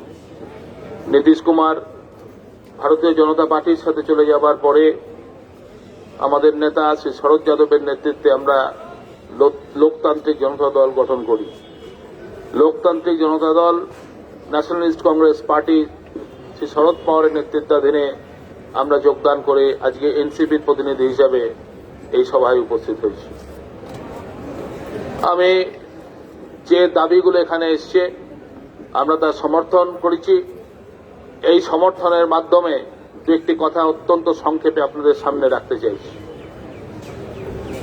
আমি কয়েকদিন আগে দাঁড়িয়ে দাঁড়িয়ে রাস্তায় একটু উঁচু থেকে বিজেপির বিরাট মিছিল দেখলাম, যাকে যোগদান মেলা বলা হচ্ছে। মেলা অনেক রকম শুনেছি, এই প্রথম যোগদান মেলা হচ্ছে এবং অনেক লোক যাচ্ছে। খুব কম লোক গেছে তা না, অনেক লোক গেছে। যত লোক গেছে তার থেকে কিছু সংখ্যক কম গাড়ি গেছে। এক একটা গাড়ি দেখলাম এই ছোট ছোট, এগুলোকে ছোট হাতি বলা হয় বোধহয়, 5 জন লোক, 5টা পতাকা আর একটা করে মাইক্রোফোন হাতে। তারস্বরে চিৎকার হচ্ছে, কোনো কথা নেই, মানুষের কথা নেই। জিনিসপত্রের দাম কেন বাড়ছে তার কোনো ব্যাপার নেই, চাকরি বাকরির কোনো ব্যাপার নেই, শ্রমিকের কথা নেই, কৃষকের কথা নেই, যুবকের কথা নেই, জাতীয়তাবাদেরও কথা নেই। যার কথা বলা হচ্ছে জয় শ্রীরাম। পয়সা প্রচুর। আজকে একটা পারসেপশন হাওয়ার মধ্যে আমরা চলছি, পশ্চিমবাংলায় বিজেপি বনাম তৃণমূল কংগ্রেসের লড়াই হতে চলেছে। পয়সা থাকলে বিড়ালের বিয়ে দেওয়া যায়। আগেকার দিনে জমিদাররা, রাজারা দিতেন, অনেক খাওয়া দাওয়া হতো, ফানুস উঠত, ব্যান্ড বাজতো, কিন্তু কোন বিড়াল সংসার করেছে বলে আমরা জানি না। সুতরাং পয়সা খরচা করে যোগদান মেলা যদি বিজেপি করেও, আজকে যদি সেই পারসেপশন আমরা ভুলে যাই যে বিজেপি ক্ষমতায় আসতে চলেছে, মূল শক্তিশালী হিসেবে উপস্থিত হয়েছে, আজকে তৃণমূল কংগ্রেস ত্যাগী একজন বিজেপি নেতা তিনি বললেন আমার জায়গাটা আমি খালি করে দিচ্ছি। এর পিছনে অনেক কিছু লুকিয়ে আছে। অনেকেই কি তাহলে যুদ্ধের মাঝখানে ছেড়ে চলে যাচ্ছেন? দেখুন, সারা ভারতবর্ষে আমি বাজেট নিয়ে বক্তব্য রেখেছেন, হয়তো অনেকেই বলবেন দিল্লির 3টে সীমানায় সেখানে যুদ্ধ ঘোষণা হয়েছে। কার বিরুদ্ধে? পাকিস্তানের বিরুদ্ধে হয়নি, চীনের বিরুদ্ধে হয়নি, দিল্লিকে ঘিরে ফেলা হয়েছে। সেখানে কংক্রিটের পিলার দেওয়া হয়েছে, রাস্তায় পেরেক বসানো হয়েছে, সেখানে গার্ডার বসানো হয়েছে। কাকে আটকানোর জন্য? নরেন্দ্র মোদী কাকে আটকানোর চেষ্টা করছেন? বিজেপি কাকে আটকানোর চেষ্টা করছেন? এটা পরিষ্কার হয়ে গেছে মানুষের সামনে থেকে। ভারতের যে কৃষকেরা, লাখ লাখ কৃষক রাস্তায় পড়ে রয়েছে, এই প্রচন্ড শীতের মধ্যে তাদের দাবি জানানোর জন্য এসছে। কি দাবি? উনি বলছেন আমি শ্রমিকের জন্য ভালো করছি, কৃষকের জন্য ভালো করছি। শ্রমিকের জন্য ভালো করছেন, লাখ লাখ শ্রমিক হেঁটেছে সেই করোনা ভাইরাসের সময়। কৃষকের জন্য ভালো করছি কে বলছেন? নরেন্দ্র মোদী সাহেব বলছেন, ভারতবর্ষের প্রধানমন্ত্রী বলছেন, বিজেপির মন্ত্রিসভা বলছে, বিজেপি বলছে। আর কৃষক বলছে আমার সেই ভালো প্রয়োজন নেই। তাহলে ভারতের রাজধানীকে বাঁচাতে হচ্ছে কার কাছ থেকে? ভারতবাসীর কাছ থেকে। ভারতের যে কিষাণ, তাদের কাছ থেকে আজকে বাঁচাতে হচ্ছে। তাই প্রথমে আমরা নোটবন্দি দেখেছি, তারপরে জিএসটি দেখলাম, করোনা ভাইরাসের সাথে সামনে লকডাউন হলো, আর এখন কিষাণদের জন্য যে সমস্ত আইন নিয়ে আসা হলো সেই আইন এই পরিস্থিতি হয়েছে। আমি সর্বশেষে শুধু একটি কথা বলি, পেট্রোল ডিজেলের দাম আন্তর্জাতিক বাজারে কমছে, আমরা সবাই জানি। যা ছিল তার থেকে অনেক কম হয়েছে। কালকে বাজেটের শেষ বসেছে, আর ভারতবর্ষের অর্থমন্ত্রী বলছেন যে পেট্রোল ডিজেলের দাম বাড়বে না। অঙ্কশাস্ত্র কি অবাক! তারা বলছেন আমরা ট্যাক্স বসাবো, দাম বাড়বে না। এই সরকার কিন্তু দিশাহীন সরকার নয়। অনেকেই বলছেন বাজেট দিশাহীন। বাজেট দিশাহীন নয়, নির্দিষ্ট দিশায় এই সরকার কাজ করে যাচ্ছে। এই যে হাওড়া স্টেশন একটু দূরে রয়েছে, এই স্টেশনকে সাজানো হবে, গোছানো হবে, ঝকঝকে করা হবে, কয়েকজনের হাতে তুলে দেওয়া হবে তাকে পরিচালনা করার জন্য। ওই স্টেশনটা সাজানোর জন্য তো টাকা তাদের কাছ থেকে নেওয়া হয়নি। এই স্টেশনকে ইনফ্রাস্ট্রাকচার বাড়ানোর জন্য তো টাকা তাদের কাছ থেকে নেওয়া হচ্ছে না। কত টাকা সরকার ভর্তুকি দিয়েছে ইন্ডিয়ান এয়ারলাইন্স, আজকে এয়ার ইন্ডিয়া, তাকে বেচে দেওয়ার ব্যবস্থা করা হচ্ছে। কার হাতে বেচে দেওয়ার ব্যবস্থা হচ্ছে? কার টাকা কে বেচছে? সাধারণ মানুষের টাকা এই সরকার নিয়ে বেচে দিচ্ছে। এই সরকার ভারতবর্ষের সরকার না। এবং তাদের জন্য আজকে পশ্চিমবাংলায় আমরা এখানে দেখছি, এখানে কি তৃণমূল কংগ্রেস লড়াই করছে? আজকে মেদিনীপুরের নেতা তিনি দল ছেড়ে কয়েকজনকে নিয়ে চলে যাচ্ছেন না, সঙ্গে মোটা মোটা সুটকেস নিয়ে যাচ্ছেন। এই সুটকেস কার থেকে পেয়েছেন, কোত্থেকে পেয়েছেন? 10 বছর আগে কোন সুটকেস তার হাতে ছিল? আজকে 10 বছরে যারা সুটকেস তৈরি করেছেন, সুটকেস নিয়ে যাচ্ছেন, তার দায়টা কার আছে? তাই জন্য এখানেও যে সরকার চলছে আর দিল্লিতে যে সরকার চলছে, এদের চরিত্রগতভাবে কোনো পরিবর্তন নেই। এরা সুটকেসের সরকার। এই সুটকেসের সরকার চলার জন্য কেউ বলছেন যে গরু দুধ দেয় তার লাঠি খেতে হবে, আর কেউ জয় শ্রীরামের স্লোগান তুলছেন। তার মধ্যে যদি মানুষের রুটি রুজির লড়াই, আজকে পরিবহনের ব্যাপারে যদি আমাদের যদি সঠিক পয়সা দিতে হয়, রেল যদি চালাতে হয়, নিত্য প্রয়োজনীয় জিনিসের দামের যদি লাগাম লাগাতে হয়, তাহলে মানুষের কথা নিয়ে আন্দোলন করতে হবে। এই আজকে রাম কালকে বাম, এই স্লোগান যদি কখনো শোনা যায় তাহলে জেনে রাখবেন এই স্লোগানটি একমাত্র ভারতীয় জনতা পার্টির নির্দেশিত কতগুলো প্রচার মানুষকে সরানোর জন্য না। তাহলে আগামী 2 মাস, আগামী 6 মাস, আগামী 5 বছর পশ্চিমবাংলার মানুষ কি বুড়ো আঙুল চুষবে যে আগামী দিনে রাম, আগামী তারপরে বাম আসবে? সেটা হবে না। ইমিডিয়েটলি এক্ষুনি সকলকে রাস্তায় নামতে হবে, প্রত্যেক জায়গায় গিয়ে বলতে হবে যেন তেন প্রকারণ ভারতবর্ষ থেকে ভারতীয় জনতা পার্টির সরকারকে সরাতে হবে। পশ্চিমবাংলায় তৃণমূল কংগ্রেস আর নয়, কোন পরিস্থিতিতে নয়। অল্টারনেটিভ মানুষের সরকার তৈরি করতে হবে। বাম গণতান্ত্রিক শক্তি আজকে যেখানে উপস্থিত হয়েছে আপনাদের সামনে, কোন রাজনৈতিক দল হিসাবে যদি না হয়, মানুষের দল হিসাবে একে প্রতিগণিত করুন, আগামী দিনে সরকার গঠন করুন। আজকে আমরা প্রতিবাদ জানিয়ে যাচ্ছি যে মানুষের স্বার্থে পশ্চিমবঙ্গ সরকার এবং কেন্দ্রীয় সরকার তারা সিদ্ধান্ত গ্রহণ করুন, শুধুমাত্র মানুষের স্বার্থে, ক্রনিক ক্যাপিটালিস্টদের জন্য নয় এবং চোরেদের জন্য নয়, যে চোরেরা সুটকেস নিয়ে এক দল থেকে আরেক দলে যাবে। তাই জন্য আজকে এই প্রতিবাদ সভাকে রূপ দিতে গেলে আমাদের প্রত্যেককে সৈনিক হিসেবে কাজ করতে হবে। আপনারা যারা উপস্থিত হয়েছেন তাদের প্রত্যেককে আমি স্যালুট জানাই, ধন্যবাদ জানাই, নমস্কার জানাই এবং আগামী দিনে একসাথে চলার জন্য আমরা অঙ্গীকারবদ্ধ হয়ে সেই কাজে এগিয়ে যাই। সকলকে ধন্যবাদ, নমস্কার, জয় হিন্দ। এখন বলবেন সিপিআই এর পক্ষ থেকে কমরেড স্বপন ব্যানার্জি, এরপর বলবেন মার্ক্সবাদী ফরওয়ার্ড ব্লকের পক্ষে কমরেড জয় হিন্দ সিং।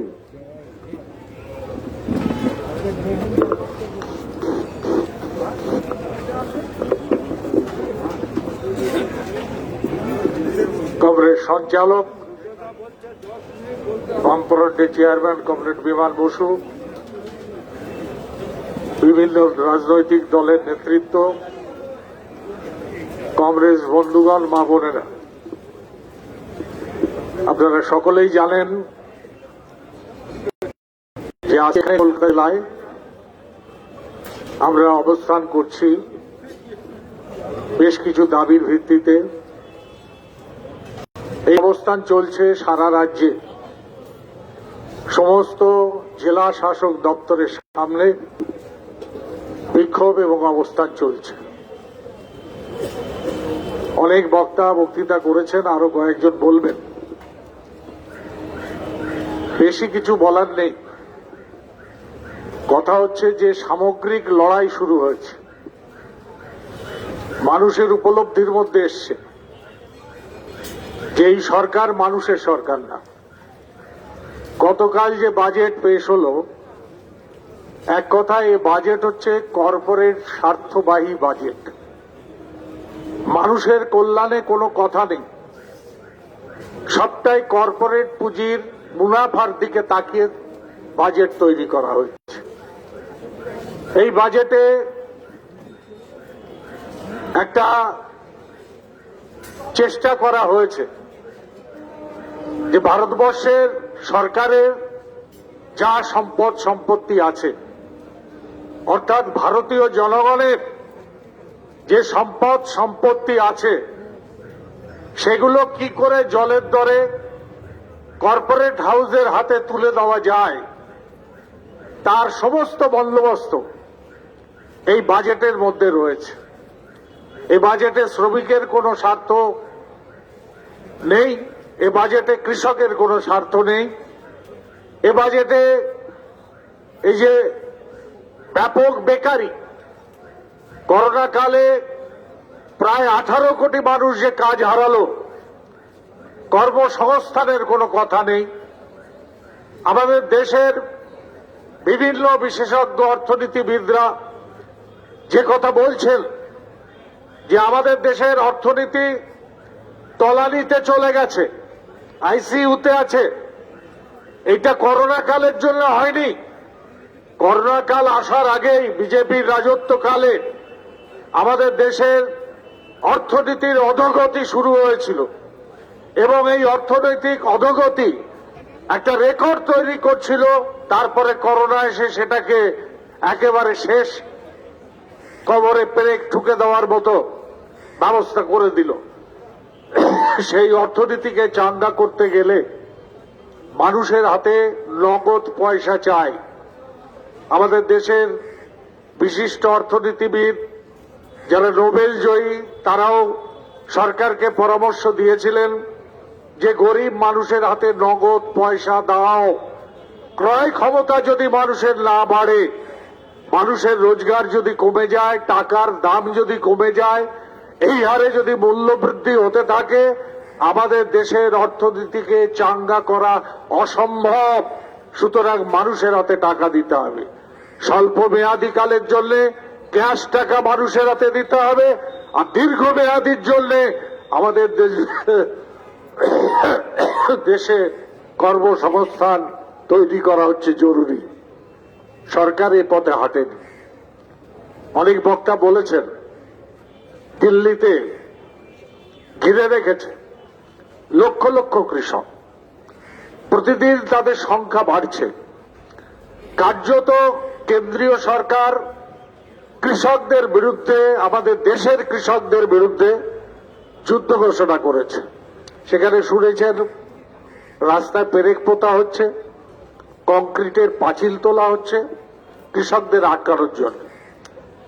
সারা দেশে সমস্ত রাজ্যে কৃষকরা রাস্তায় নেমেছে।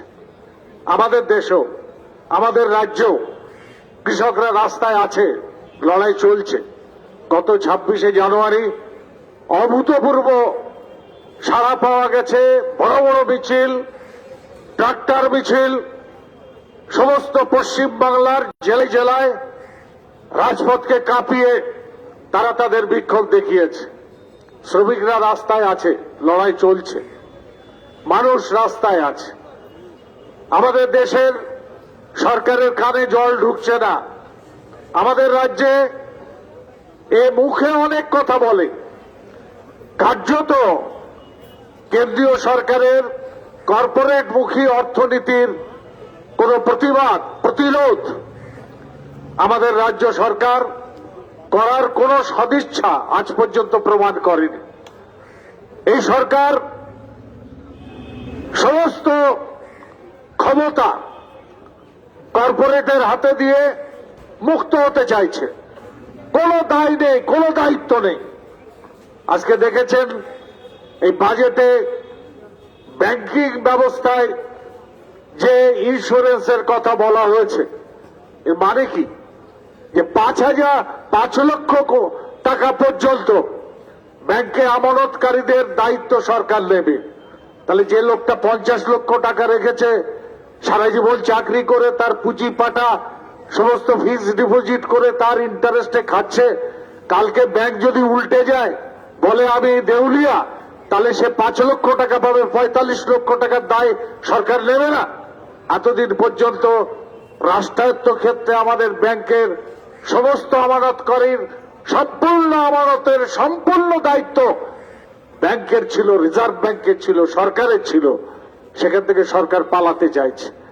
আর আমাদের রাজ্যের সরকার কোনো টু শব্দ নেই এসব ব্যাপার নিয়ে। আমাদের রাজ্য সরকারও একইভাবে সমস্ত দায় দায়িত্ব ছেড়ে দিতে চাইছে। আমার আগের বক্তারা অনেকেই বলেছেন যে বাসের ভাড়া বাড়ছে, কোনো বাবা নেই। এক এক বাসে এক এক রকমের ভাড়া, কিছুটা গেলে 10 টাকা, একটু বাড়লেই 20 টাকা, লাফিয়ে লাফিয়ে বাসের ভাড়া। আমাদের রাজ্যে আমরা কোনোদিন দেখেছি বাসের ভাড়া সব সময় রাজ্য সরকারের নিয়ন্ত্রণে থাকতো, ট্রেনের ভাড়া সব সময় কেন্দ্রীয় সরকারের নিয়ন্ত্রণে থাকতো। আজকে ট্রেনের ভাড়াও সেই একই ঘুরিয়ে ঘুরিয়ে ভাড়া বাড়ানো হচ্ছে। বাসের ভাড়া সরকার দায়িত্ব ঝেড়ে ফেলে দিয়েছে, বাসের মালিকরা তাদের ইচ্ছা মতো ভাড়া নিচ্ছে। একটা নৈরাজ্যের দেশ চলছে, একটা নৈরাজ্যের রাজত্ব চলছে। সামনে নির্বাচন। আমাদের দেশের রাজ্যের মিডিয়া বিশেষ করে তারা একটা চিত্র তৈরি করবার চেষ্টা করছে যে এখানে দুটোই শক্তি আছে, একটা বিজেপি, অন্যদিকে তৃণমূল। সুতরাং হয় তোমাকে তৃণমূলকে ভোট দিতে হবে অথবা বিজেপিকে ভোট দিতে হবে। এই যে সর্বনাশা প্রচার মানুষকে বিপথে চালিত করছে। তৃণমূলের স্বরূপ মানুষের কাছে উলঙ্গ হয়ে গেছে। মানুষ এখন তৃণমূল সরকারের থেকে পরিত্রাণ চাইছে। কিন্তু কিছু মানুষ মনে করে যে আগে রাম পরে বাম, অর্থাৎ তৃণমূলকে ঠেকাতে গেলে বামপন্থী বা অন্যান্য ধর্মনিরপেক্ষ শক্তি তারা পারবে না, কেননা তারা কোনো সরকারে নেই। সুতরাং দিল্লির সরকারে আছে বিরাট ক্ষমতাশালী বিজেপিকে নিয়ে এসো, আগে রাম, তারপরে আমরা রামকে ফেলে বামকে নিয়ে আসব। এটা হচ্ছে সেই পেট্রোল দিয়ে আগুন নেভাবার মতো সর্বনাশা পথ। আপনি পেট্রোল দিয়ে আগুন নেভাতে গেলে নিজে জ্বলে পুড়ে রাখ হয়ে যাবেন। সুতরাং এই পথ কোনো পথ নয়। আমরা চাই যে ভারতবর্ষের মানুষের, পশ্চিমবাংলার মানুষের সামনে বিকল্প হিসেবে যারা সত্যিকারে মানুষের কথা বলে, মানুষের জন্য লড়ে, মানুষের দাবিতে রাস্তায় থাকে, সেই শক্তি সমস্ত বামপন্থী, গণতান্ত্রিক, ধর্মনিরপেক্ষ। আমরা আজকে এখানে সমাবেত হয়েছি 16টা দল, বামফ্রন্ট সহ তার সহযোগী, আর তার সঙ্গে আমরা জাতীয় কংগ্রেস যুক্ত হয়েছি। আমরা বলছি এটাই বিকল্প। পশ্চিমবাংলার আগামী নির্বাচনে এইখানে তৃণমূল কংগ্রেস এবং বিজেপির বিকল্প এই 16 দল এবং কংগ্রেসের যে বোঝাপড়া, যে ঐক্য, যে শক্তি, যারা মানুষের জন্য লড়াই করে, 365 দিন মানুষের পাশে থাকে, রাস্তায় থাকে, সেই শক্তি হচ্ছে আসল শক্তি। সুতরাং আজকে আমাদের দেশকে যদি বাঁচাতে হয়, গণতন্ত্রকে যদি বাঁচাতে হয়, দেশের অর্থনীতি যদি জনমুখী করতে হয়, তাহলে আমাদের অন্য কোনো পথ নেই। সারা দেশে বিজেপি সরকারের বিরুদ্ধে যেমন মানুষ রাস্তায় নামছে, তার বিকল্পের অনুসন্ধানে আছে। আমাদের রাজ্যেও মানুষ রাস্তায় আছে, তার বিকল্প আপনাদের সামনে আছে। বাম গণতান্ত্রিক ধর্মনিরপেক্ষ শক্তির বিকল্প, সেই পথেই মানুষকে যেতে হবে এবং আমাদের রাজ্যকে বাঁচাতে হবে। আমাদের রাজ্যে যদি এই জনমুখী সরকার প্রতিষ্ঠিত আমরা করতে পারি, তাহলে জাতীয় ক্ষেত্রে লড়াই সংগ্রাম অনেক বেশি তীব্র হবে। আমরা বিজেপির মতো একটা সাম্প্রদায়িক ফ্যাসিবাদী শক্তিকে সরিয়ে দিয়ে আমাদের দেশকে আবার গণতন্ত্রের পথে ফিরিয়ে আনতে পারি। এই আহ্বান নিয়ে, এই প্রচার নিয়ে আমরা রাস্তায় আছি। আপনাদের সকলকে অভিনন্দন জানিয়ে আমার কথা এখানে শেষ করি।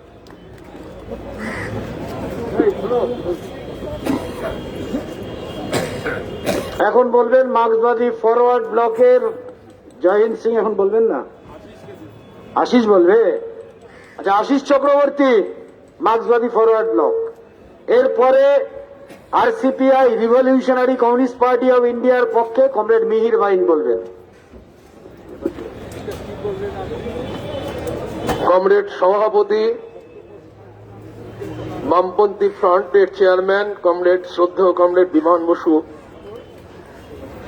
কমরেড সূর্য মিশ্র, কমরেড মনোজ দা, কমরেড সায়রানী দা এবং অন্যান্য সকল উপবিষ্ট বাম নেতৃবৃন্দ এবং সুদীপবৃন্দ, আজকের এই জমায়েতে আমাদের উপস্থিতির কারণটা ইতিমধ্যেই বিশদে আলোচিত এবং পর্যালোচিত হয়েছে। প্রতি বছর বাজেট আসে, মানুষের কান্নার জোর আওয়াজ আরো বেড়ে যায়। এটা স্বাধীনতার পরের থেকেই। আর আমরা বামপন্থীরা রাস্তায় সমস্বরে চিৎকার করি, প্রতিবাদ করি, প্রতিরোধের জন্য এগোই। এটাই হচ্ছে আমাদের বামপন্থীদের, গণতান্ত্রিক মানুষের বৈশিষ্ট্য এবং এটাই হচ্ছে আমাদের কর্মপদ্ধতি। বিষয়টা নিত্য প্রয়োজনীয় দ্রব্যের মূল্য বৃদ্ধি, এটা তো কোনো নতুন নয়, এটা একেবারে সম্পূর্ণভাবে এটা চলমান, বিদ্যমান এবং ক্রমবর্ধমান। এই জায়গায় দাঁড়িয়ে আজকে জিনিসের যে দাম, কালকে তার দাম বাড়বে, এটা গোটা দেশ জুড়ে আমাদের অভিজ্ঞতা। তার কারণটা কি? আমরা স্বাধীনতার পরবর্তী সময়ে যে স্বাধীনতা পাইনি, স্বাধীনতা পেয়েছি রাজনৈতিক স্বাধীনতা, অর্থনৈতিক স্বাধীনতা আমরা পাইনি। আমার দেশ পুঁজিবাদী ধনতান্ত্রিক নিয়ম কানুন অনুযায়ী যা যেভাবে চলছে এবং এখানকার রাজ্য সরকারও ঠিক একইভাবে একই পথে চলে। কারণ এই দুটো দলই হচ্ছে দক্ষিণপন্থী দল, এরা পুঁজিবাদী পথেই মানুষের কথা বলে বা মানুষের কাজ করার কথা বলে, কিন্তু কার্যত তো নয়। কারণ পুঁজি বলে পুঁজির নিজস্ব শর্ত অনুযায়ী, পুঁজির বিকাশের স্বার্থে প্রয়োজনে মানুষের সবচাইতে প্রিয়তম জিনিসকেও পুঁজি তার নিজের স্বার্থে বিসর্জন দিতে প্রস্তুত। তো সেখানে মানুষ তো কোন ছাড়? স্বভাবতই এই দুই সরকার হচ্ছে একে অপরের পরিপূরক। এই দুই সরকার যা করে, যা বলে, এটা হচ্ছে মানুষের বিরুদ্ধে যুদ্ধ ঘোষণা করা। আমরা সাধারণ মানুষ প্রতিদিনের জীবন যুদ্ধে বিপর্যস্ত, তার সাথে এই সরকার আমাদের বিরুদ্ধে যে জেহাদ ঘোষণা করে, তাতে আমাদের সাধারণ মানুষের অবস্থা আরো খারাপ। আর বিশেষত আমি এখানকার রাজ্য সরকার সম্পর্কে দু একটি কথা বলতে চাই। এখানকার রাজ্য সরকার, আমাদের এখানে যদি জিনিসের দাম বাড়ে, তার কিন্তু কোনো নিয়ম নীতি নেই। ধরুন পুঁজিবাদের কারণে যদি জিনিসের দাম বাড়ে, তারও হয়তো একটা নিয়ম নীতি থাকে, কিন্তু আমাদের এখানে কিন্তু তা নয়। আমাদের এখানে জিনিসের দাম বাড়ে মূলত হচ্ছে মজুতদার, কালোবাজারি, কাটমানিখোর এদের জন্য, যেখানে কোনো নিয়ন্ত্রণ কারণ নেই এবং এই সরকার তাকে মদত দেয়। শুরুতেই কমরেড বিমান বসু বলেছিলেন যে আমাদের রাজ্যে একটি টাস্ক ফোর্স চালু হয়েছে, মুখ্যমন্ত্রীও ঘোষণা করেছিলেন, কিন্তু আজ পর্যন্ত কেউ বলতে পারবেন যে টাস্ক ফোর্সের কি ভূমিকা নিত্য প্রয়োজনীয় দ্রব্যের মূল্য বৃদ্ধির ক্ষেত্রে? আজ পর্যন্ত তারা কোনো সদর্থক ভূমিকা পালন করেছে নাকি মজুতদার কালোবাজারিদের পক্ষে সহায়তা করেছে? স্বভাবতই এইরকম একটা অবস্থায় এই দুই সরকার মিলে জনগণের উপর যে আক্রমণ সংগঠিত করছে, তাকে প্রতিহত করতে পারেন একমাত্র সাধারণ মানুষ রাস্তায় নেমে। সাধারণ মানুষ রাস্তায় নেমে যদি এই সরকারের বিরুদ্ধে লড়াই জারি রাখতে পারেন, তাহলে আমাদের একটা জিনিস খেয়াল রাখতে হবে, সামনেও কিন্তু নির্বাচন। এই নির্বাচনে আমাদের সিদ্ধান্ত নিতে হবে আমরা কি চাই। আমরা কি এই সরকারকে পরিবর্তন ঘটাতে পারবো? আমরা যদি পরিবর্তন ঘটাতে পারি, তাহলে নতুন দিন আমাদের কাছে, নতুন ভোর আসবে। এই কথা কটা বলে আপনাদের সকলকে সংগ্রামী অভিনন্দন জানিয়ে আমি আমার বক্তব্য শেষ করছি। ইনকিলাব জিন্দাবাদ। এখন বলবেন কমরেড মিহির বাইন আরসিপিআই এর পক্ষ থেকে। এরপরে আমাদের আজকের কর্মসূচির শেষ বক্তা সিপিআইএম পলিট ব্যুরো সদস্য কমরেড সূর্যকান্ত মিশ্র।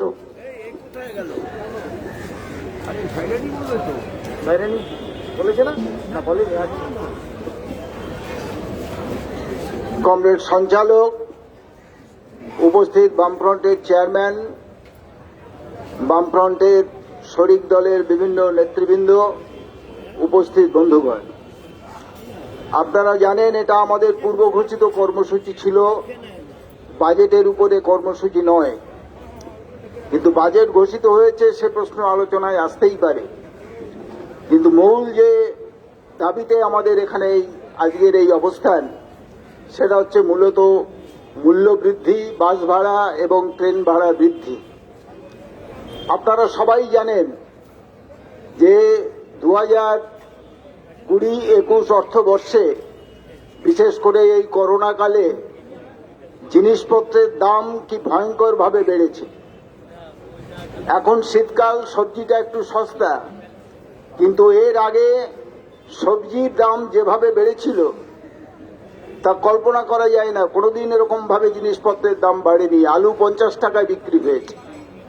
এখন হয়তো সবজিটা একটু সস্তা, কিন্তু অন্যান্য ভোগ্যপণ্য, তৈলবীজ এর দাম এখনো আকাশ ছোঁয়া। সেই মূল্য বৃদ্ধি রোধ করার জন্য কোনো ব্যবস্থা এই অর্থবর্ষে কি কেন্দ্রীয় সরকার কি রাজ্য সরকার নেয়নি। তারপরে বাসের ভাড়া যেভাবে বেড়েছে, খুব সঠিকভাবেই এখানে উল্লিখিত হয়েছে যে আমাদের দেশে বাস ভাড়া এবং রেল ভাড়া এটা সরকার নিয়ন্ত্রণ করেন। তো করোনার পরে আমরা দেখলাম বাস মালিকরা সরকারের সঙ্গে অনেক মিটিং টিটিং করলেন, কিন্তু সরকার কোনো ভূমিকা পালন করলো না। বাস মালিকরা যে যার ইচ্ছা মতো বিভিন্ন জায়গায় ভাড়া নিচ্ছেন, বর্ধিত ভাড়া, এবং সেই ধারা এখনো চলছে।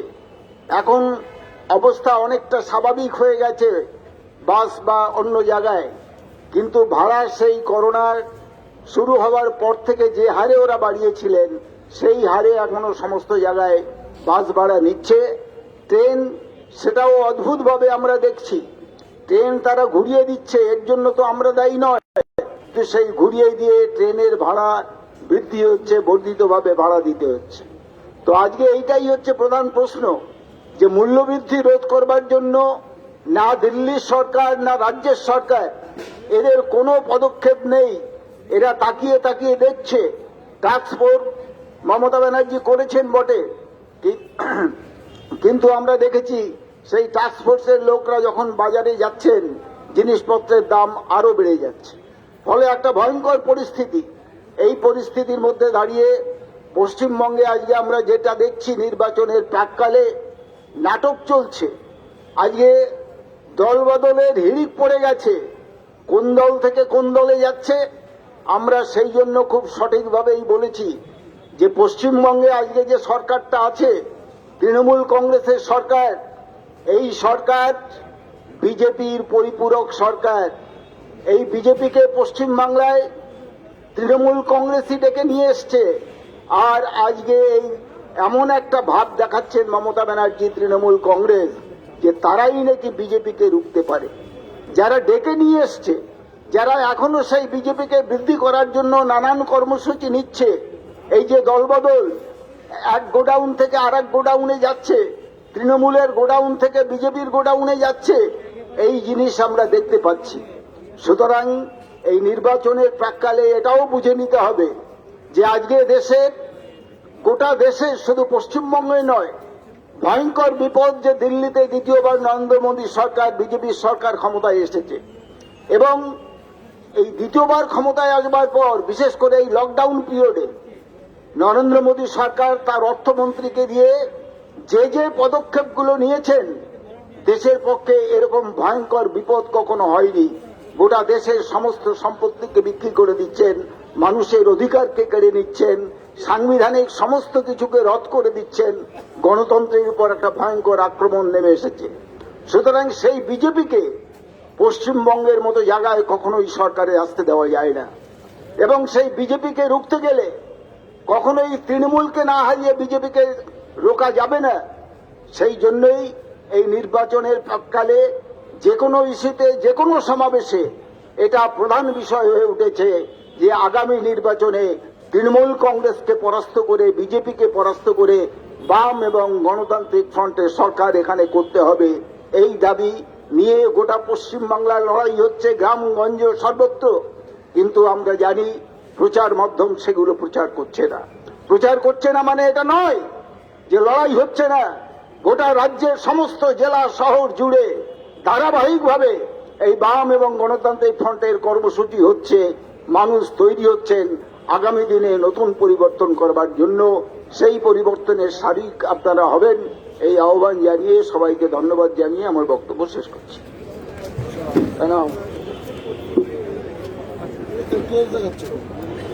দেখো ধরো, আচ্ছা, আগের ঘোষণায় একটু ভুল হয়েছে। আমাদের সাথী অল ইন্ডিয়া ফরওয়ার্ড ব্লকের নেতা কমরেড হাফিজ আলম সাইদানি, তিনি এখানে আছেন শুরু থেকেই।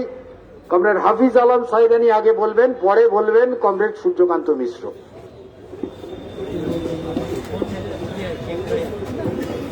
সাথী সঞ্চালক, এখানে উপস্থিত আছেন বামফ্রন্টের নেতা কমরেড বিমান বাবু এবং ভাই ও বন্ধুগণ। ইতিমধ্যে বিভিন্ন বক্তা আপনাদেরকে যথাযথভাবে সমস্ত বিষয়গুলি বুঝাবার চেষ্টা করেছেন, বলেছেন। আমি খুব সংক্ষেপে দুই এক কথা বলবো। বিমানদা তিনটি প্রশ্ন এখানে তুলেছিলেন। একটি প্রশ্ন ছিল যে বিজেপি এবং তৃণমূল যে ভাষায় কথা বলছে সেই ভাষার কথা কোনোদিন আমরা শুনতে পাইনি। দ্বিতীয় প্রশ্ন উনি তুলেছেন যে বিজেপি এত মিছিল করছে, মিটিং করছে, সেই মিছিল মিটিং কিসের জন্য? সাধারণ মানুষের কথা তো তাদের মুখে দেখা যাচ্ছে না, তারা তো সাধারণ মানুষের কথা বলছেন না। অপরদিকে তৃণমূলও বড় বড় মিছিল করছে, মিটিং করছে, কিন্তু সাধারণ মানুষের কথা বলছে না। এই তিনটি বিষয়ে আমি বলতে চাই। প্রথম বিষয়টি হচ্ছে, কেন এরকম প্রকাশ্য জনসভায় দাঁড়িয়ে তৃণমূলের নেতারা বিজেপির বিরুদ্ধে উত্তেজনামূলক বক্তব্য রাখছেন, গালাগালি করছেন, বা বিজেপির নেতারা প্রকাশ্যে কেন উত্তেজনামূলক বক্তব্য রাখছেন, গালাগালি করছেন? এটা এই জন্যই করছেন যে মানুষ যদি উত্তেজিত হয়, মানুষের মধ্যে যদি ঘৃণা ছড়িয়ে দেওয়া যায়, বিদ্বেষ ছড়িয়ে দেওয়া যায়, তাহলে মানুষের বিবেচনা শক্তি লোপ পায়। কোনটা ভালো কোনটা মন্দ বিচার করতে পারে না তখন মানুষ।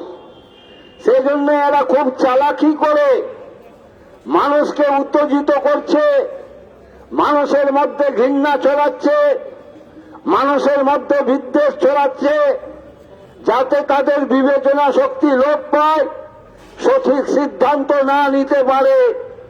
সেই জন্য তারা একই কাজে মিডিয়াকেও ব্যবহার করছে। দেখবেন দিনের বেলায় তারা উত্তেজনা ছড়ায়, আর রাত্রির বেলায় এই টিভির যে আসর বসে সেখানে সেইগুলি নিয়ে আবার উত্তেজনা তৈরি করা হয়। সেজন্য আমাদের সাধারণ মানুষকে খুব সতর্কভাবে নিজের বুদ্ধিকে বিবেচনার মধ্যে রেখে কোনটা ভালো কোনটা মন্দ সেই বিচার করে আগামী দিনে আপনাদেরকে সিদ্ধান্ত নিতে হবে। দ্বিতীয় হচ্ছে, কেন্দ্রীয় সরকার আজ কোন মুখে জনগণের কথা বলবে? এই কিছুদিন আগে আমরা দেখলাম যতগুলি ব্যাংক ছিল তাদেরকে মার্জার করে কিছু সংখ্যা কমিয়ে দেওয়া হলো। এখন যে কয়েকটা ব্যাংক আছে, এবারকার বাজেটে পরিষ্কার ঘোষণা করা হয়েছে যে এই ব্যাংকগুলির মধ্যে কয়েকটি ব্যাংক প্রাইভেটকে দিয়ে দেওয়া হবে। এই বাজেটে আমরা এও দেখলাম যে জাতীয় সড়ক যে তৈরি হবে সেই সড়ক আর সরকার তৈরি করবে না, এখন বেসরকারি সংস্থান তৈরি করবে, তারা এই জাতীয় সড়কের মালিক হবে। এই বাজেটে আমরা এটাও দেখলাম যে করিডোর, যে বড় বড় করিডোর তৈরি করার কথা চলছে, সেই করিডোর সরকার তৈরি করবে না, সরকারের মালিকানাধীন থাকবে না, সেই করিডোর করবে বেসরকারি সংস্থা, তার মালিক হবে বেসরকারি সংস্থা। আমরা এই বাজেটে এটাও দেখছি যে 100টি সৈনিক স্কুল করা হবে, কিন্তু এই সৈনিক স্কুল সরকার তৈরি করবে না, সরকার পরিচালনা করবে না। এই স্কুল পরিচালনা করবে, এই স্কুল তৈরি করবে এনজিও। এই থেকে পরিষ্কার বোঝা যায় যে সরকার যখন জনগণের জন্য কোনো কাজ করছে না, তাহলে বিজেপির লোকেরা কিভাবে জনগণের কথা বলবে?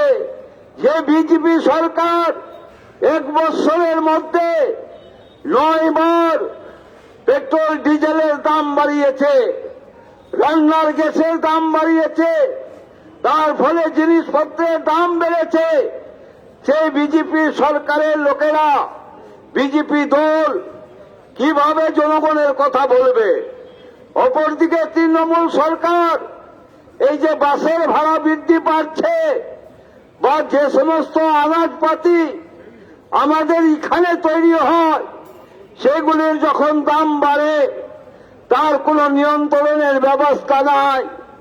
বাসের ভাড়া বৃদ্ধি পাচ্ছে, বিদ্যুতের ভাড়া দাম বৃদ্ধি পাচ্ছে, সেই তৃণমূল কিভাবে জনগণের কথা বলবে? সেই জন্য তারা কেবলমাত্র উচ্চেতনা তৈরি করে মানুষকে বিভ্রান্ত করছে। আমরা এই মঞ্চে দাঁড়িয়ে একটি কথা বলতে চাই যে যারা এইভাবে মানুষকে বিভ্রান্ত করছে, মানুষের জীবন জীবিকাকে সংকটের মধ্যে ফেলছে, তাদেরকে একটাও ভোট দিবেন না। আমাদের যে 16 দলের জোট, তার সঙ্গে জাতীয় কংগ্রেস, যে আমরা জোটবদ্ধ হয়ে আগামী নির্বাচনে আপনাদের সামনে উপস্থিত হব, আমরা এই কথা প্রতিশ্রুতি দিতে পারি যে আমরা জনগণের পক্ষে থাকব, জনগণের কাজ করব, জনগণের জন্য লড়াই করব। সেই জন্য আমাদের সঙ্গে আসুন, এই আহ্বান রেখে সকলকে ধন্যবাদ জানিয়ে আমি আমার বক্তব্য শেষ করছি। ইনকলাব জিন্দাবাদ, জয় হিন্দ।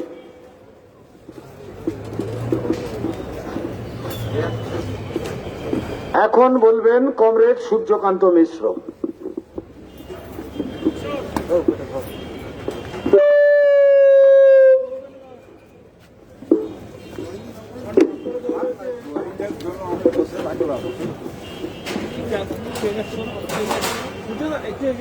উপস্থিত নেতৃবৃন্দ, সাথী ও বন্ধুগণ, দীর্ঘক্ষণ ধরে সভা অবস্থান চলছে। এখানে মূল দাবি আপনারা দেখেছেন, বলা হয়েছে যে দ্রব্যমূল্য বৃদ্ধি, বাস ভাড়া বৃদ্ধি, এসবের বিরুদ্ধে আমাদের এই কর্মসূচি আগেই গৃহীত হয়েছিল। আজকে সারা রাজ্যে হচ্ছে, জেলায় জেলায় হচ্ছে, আর এখানে আমরা সমবেত হয়েছি এই অবস্থানে সেই দাবি নিয়ে। আপনাদের হয়তো মনে আছে যে এখন যিনি মুখ্যমন্ত্রী আছেন, উনি তখন মুখ্যমন্ত্রী ছিলেন না, তখন ওর রাজ্যে মন্ত্রিসভায় থাকার কোনো সুযোগ ছিল না, কিন্তু দিল্লিতে মাঝে মাঝে মন্ত্রী থাকতেন উনি বেশ সময় ধরে, একবার বিজেপির সঙ্গে, একবার তৃণমূলের সঙ্গে, মানে কংগ্রেসের সঙ্গে, তারপরে আবার কংগ্রেস ছেড়ে বিজেপি, আবার বিজেপি ছেড়ে কংগ্রেস, এইসব যখন উনি করতেন, উনি একবার মিছিল বের করেছিলেন প্রথম, আমার খেয়াল পড়ছে, মানে জিনিসপত্রের দাম বৃদ্ধির বিরুদ্ধে। দাম বাড়ছে, খাবো কি, বাম ফ্রন্ট যাবে কি, আপনাদের খেয়াল থাকতে পারে অনেকে। আমার মুখ্যমন্ত্রীকে মনে করিয়ে দিতে ইচ্ছা হচ্ছে যে আপনি কি ভুলে গেলেন নাকি?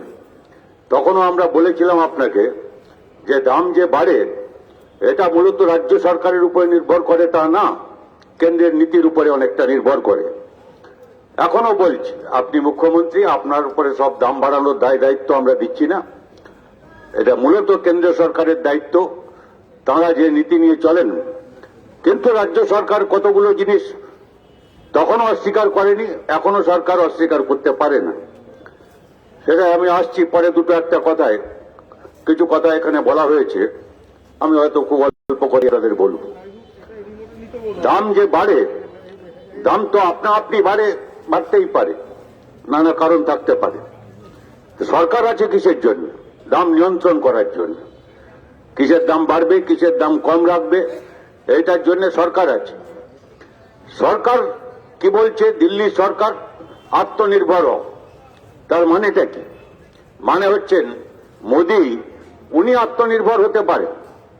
ওর যে অর্থমন্ত্রী থেকে আরম্ভ করে ওর নেতারা যারা আছেন তারাও আত্মনির্ভর হতে পারে, মানে নিজেরা নিজের উপর নির্ভরশীল। কারণ ওদের তো নিজেদের কিছু করতে হয় না। ওই যে আছে PMS বলে একটা তহবিল করেছেন, তার হিসাব কাউকে দেবেন না উনি। প্রধানমন্ত্রী যেখানে আছেন সেখানে কর্পোরেটরা তারা টাকা দেবে, কোন কর্পোরেট টাকা দিচ্ছে আপনি জানতে পারবেন না। আর হাজার হাজার কোটি টাকা ওখানে জমা হচ্ছে। তা উনি আত্মনির্ভর হতে পারে।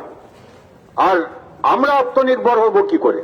সাধারণ মানুষ, কৃষক, শ্রমিক, মধ্যবিত্ত, খেটে খাওয়া মানুষ, দোকানদার, ছোট ব্যবসায়ী, এরা কি করে আত্মনির্ভর হবেন? ইনি বলছেন আত্মনির্ভর হতে হবে, দেশটাকে বিক্রি করে দিয়ে আত্মনির্ভর হতে হবে।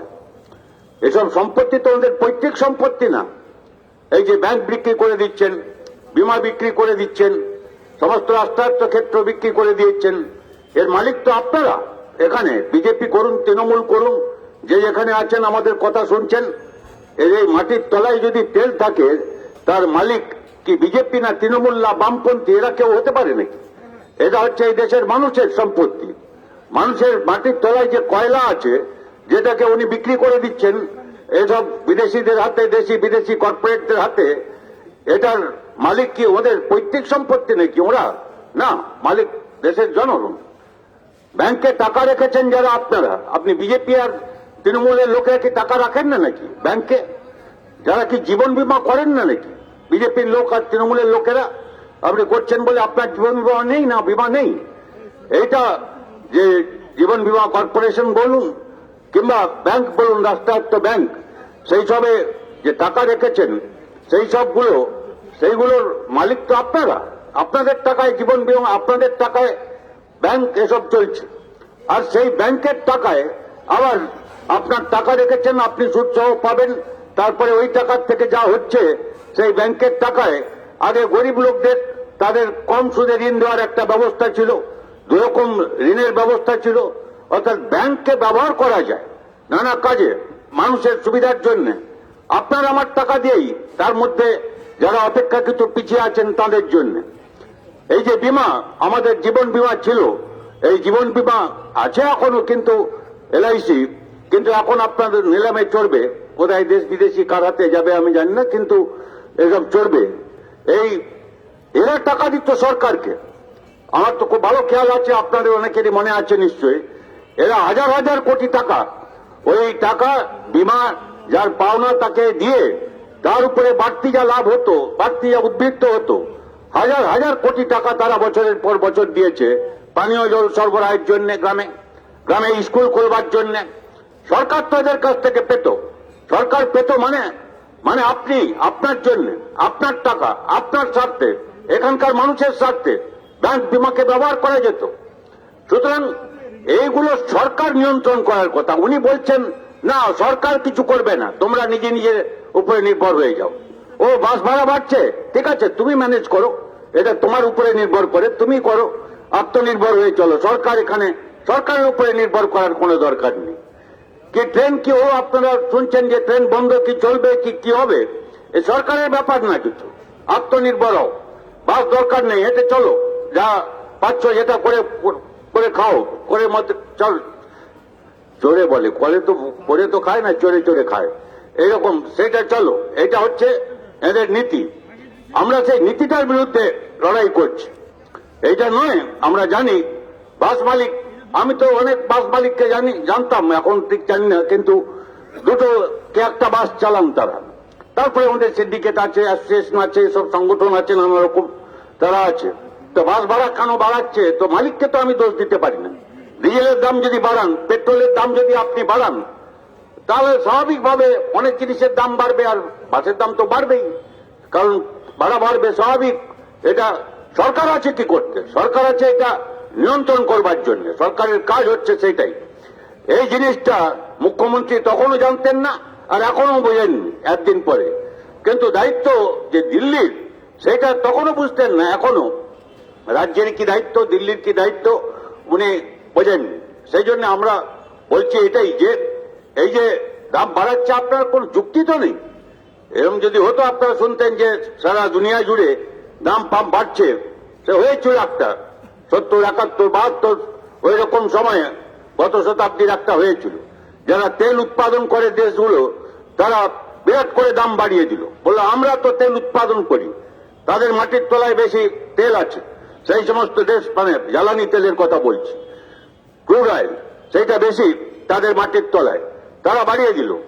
তারা সাধারণত তেল উৎপাদন করে বাড়তি তেল বলে তারা বাইরে রপ্তানি করত। সেই জন্য তাদের নাম ছিল, তাদের একটা সংগঠন ছিল সেই সব দেশের, ওপেক বলেন তাদের নাম ছিল। সেটা তারা যেহেতু এক্সপোর্টিং কান্ট্রি, অয়েল মানে পেট্রোলিয়াম ইত্যাদি এসব বাইরে তারা রপ্তানি করে, তারা বলল আমরা ঠিক করবো তেলের দাম কি, আর তেলের দাম বাড়িয়ে দিল। বিরাট একটা সংকট সারা দুনিয়াতে তৈরি হলো। আর তারপরেই তখন যা এখন বিশ্বায়ন বলা হয়, উদারনীতি বলা হয়, সেই যুগের সূচনা হচ্ছে সেই সময় থেকে, 1972-73 সাল থেকে, সেই সময় থেকে সূচনা। এসব তো আর আমার মোদীকে আর কি বলে এখানকার মুখ্যমন্ত্রীকে বলে কিছু লাভ নেই, এসব আমাদের বলতে হচ্ছে আপনাদের। তা ওরা না বুঝবেন, ওরা না পড়তে পারেন, না জানতে পারেন, কিন্তু আপনাদের মানুষকে তো বুঝতে হবে। আপনারা যারা ওই দল করুন কি বামপন্থী করুন, কিছু করুন না করুন, যেই করুন, আপনাদের বুঝতে হবে যেটা একটা অর্থনীতি, এবং সেটাকে নিয়ন্ত্রণ করার জন্য সরকার লাগে। সরকার বলছে কোনো নিয়ন্ত্রণ রাখবে না, এটা বাকি সব কর্পোরেট তারা চালাবে। তারা কি করে চালাবে? বাস, ট্রেন কর্পোরেটকে দিয়েছেন। কেন? ট্রেনের লোকসান যাচ্ছে, তাই চালাতে পারছে না। কর্পোরেটরা কি করবে? লোকসান মিটিয়ে আপনাকে ওই ভাড়াই দেবে, আরো ভাড়া বাড়বে। কর্পোরেট যখন যাবে, এই সাধারণ মানুষের ওই ট্রেনে উঠবার কোনো উপায় থাকবে না। তারা ঠিক করে দিচ্ছে কটা স্টপেজে কোন দিক দিয়ে যাবে।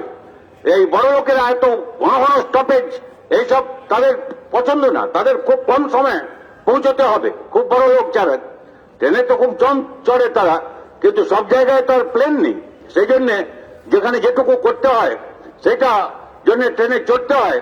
তাহলে তাদের পুরো এয়ার কন্ডিশন হতে হবে, এটা হতে হবে, ওটা হবে, ফার্স্ট ক্লাস খাওয়ার ব্যবস্থা থাকতে হবে, যা যা দরকার সবকিছু থাকতে হবে। আর তার সঙ্গে বেশি ঘন ঘন নাড়ালে চলবে না, স্টপেজ কম। আর সাধারণ মানুষ তো তাদের প্রত্যেক স্টেশনে স্টপেজ দরকার, সেখানে ওটা নামা তাদের দরকার। এইগুলো তুলে দিয়ে ওই যে ট্রেন, আপনারা খবর রাখেন যারা, বুঝতে পারছেন, সেই ট্রেন তার মানে সে মানুষের হাতের আওতার বাইরে চলে যাবে। এবং সেই ট্রেন না পাস করা পর্যন্ত যে 2-5টা প্যাসেঞ্জার ট্রেন থাকে, সে চলবে না। প্যাসেঞ্জার ট্রেন বাতিল করে দিতে হবে।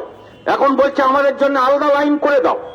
স্টেশন মালিক আমাকে এখন ওরা স্টেশনের মালিকানা নিয়ে নিচ্ছে। এই যে হচ্ছে এইসব জিনিস, তো কাজে রেল বলুন আপনি কি বাস বলুন, আমাদের বামপন্থীরা যখন ছিলাম আমরা কি করতাম? আমরা কি দাম ওইসব করতে পারতাম কিনা? না, সবটা পারতাম না।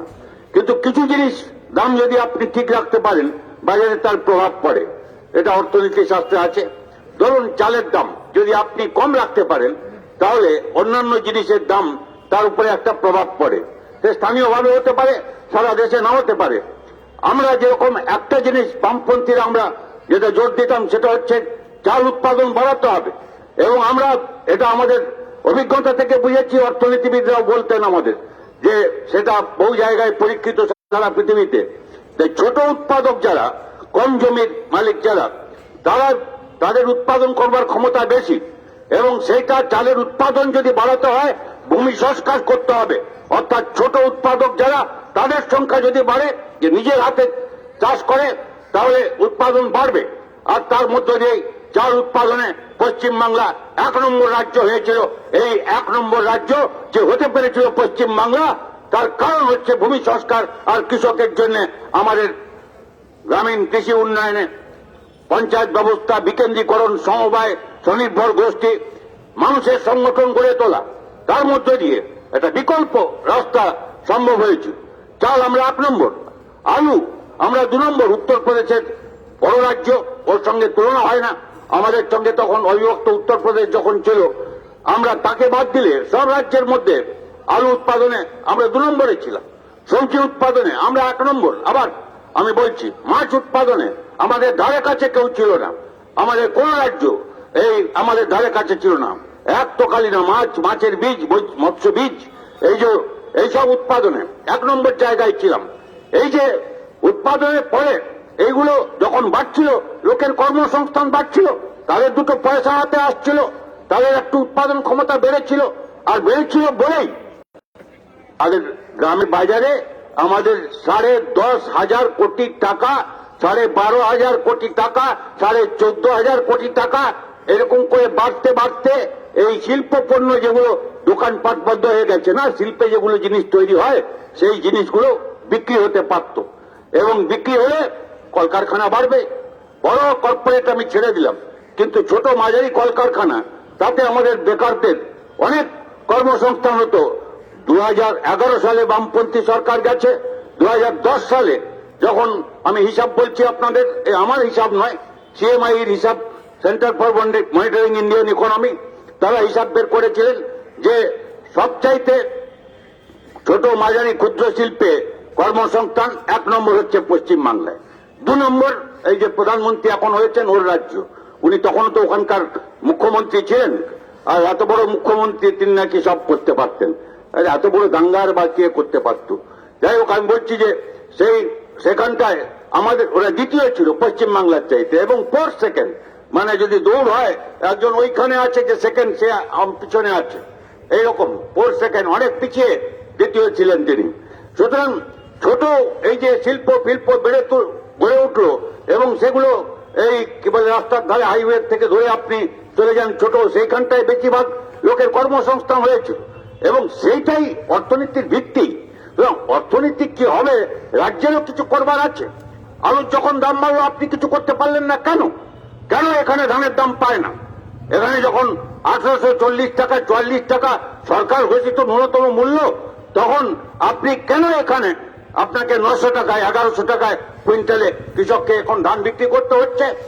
আপনারা কাল বা পরশু আমি ভিডিওতে দেখেছি, আমি জানি না, আপনারা নিশ্চয়ই অনেক দেখে থাকবেন, কারণ আমি দেখলাম ওই ভিডিও ভাইরাল হয়ে গেছে, যে কপি চাষ করেছে, ফুলকপি চাষ করেছে, 20 টাকার কম তো নয় নিশ্চয়ই এখানে বাজারে, আমি বলতে পারবো না 1 পিস। আর যে চাষি করেছে চাষ, সে 2 টাকা দর পাচ্ছে না একটা ফুলকপি, আর সে প্রায় পাগলের মতো একটা কি কুরুল কি একটা ধরে, এইটা ধরে সে ওই যে চাষ করেছে ওগুলোকে ফালা করছে, যে কি দাম, এই 2 টাকা দাম পোষাবে না আমার, এই বাজারে নিয়ে যেতে পোষাবে না, আমার চাষের খরচ পোষাবে না, এখানে নিয়ে গিয়ে যদি দাম না পাই তাহলে ফিরে এলে যাওয়া আসার যে খরচা সেটাই পোষাবে না, তাহলে রেখে লাভ কি? করে দাও। আলু কতবার নষ্ট করে দিয়েছে, তো এবারেও ধান রাস্তায় বিছিয়ে দিয়েছিল, এটা আপনারা দেখছেন। কেন উৎপাদন করবে কৃষকরা যদি তারা দাম না পায়? যদি না পায় তাহলে লোকসান করে আপনারা আবার খাওয়ার জন্য উৎপাদন করবে।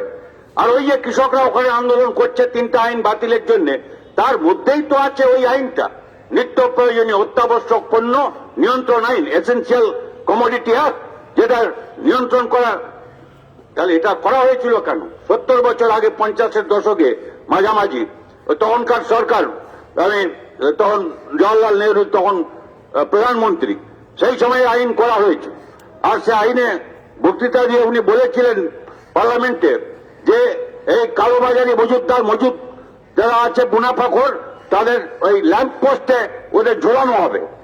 ল্যাম্প পোস্টে কেউ ঝোলায়নি কেউ কখনো, কিন্তু একটা আইন ছিল নিয়ন্ত্রণের জন্য, এবং সে আইন সরকার প্রয়োগ করতে পারত, মজুদদার মুনাফাখোরদের বিরুদ্ধে প্রয়োগ করতে পারত। আর এই আন্দোলন করবার তাকত বেড়েছিল যে এটা যদি কেউ এরকম করে তাহলে ধরপাকড় এসব করবার জন্য মানুষের চাপ, আর প্রশাসন তাকে এসব করতে হতো। এখন উনি ওই অত্যাবশ্যক পণ্য তালিকা থেকে এইগুলো বাদ দিয়ে দিলেন, এই যে চাল গম, এটা 5 রকম যাকে খাদ্যশস্য দানাশস্য বলি আমরা, এগুলো সব বাদ, এগুলো আর অত্যাবশ্যক পণ্য না।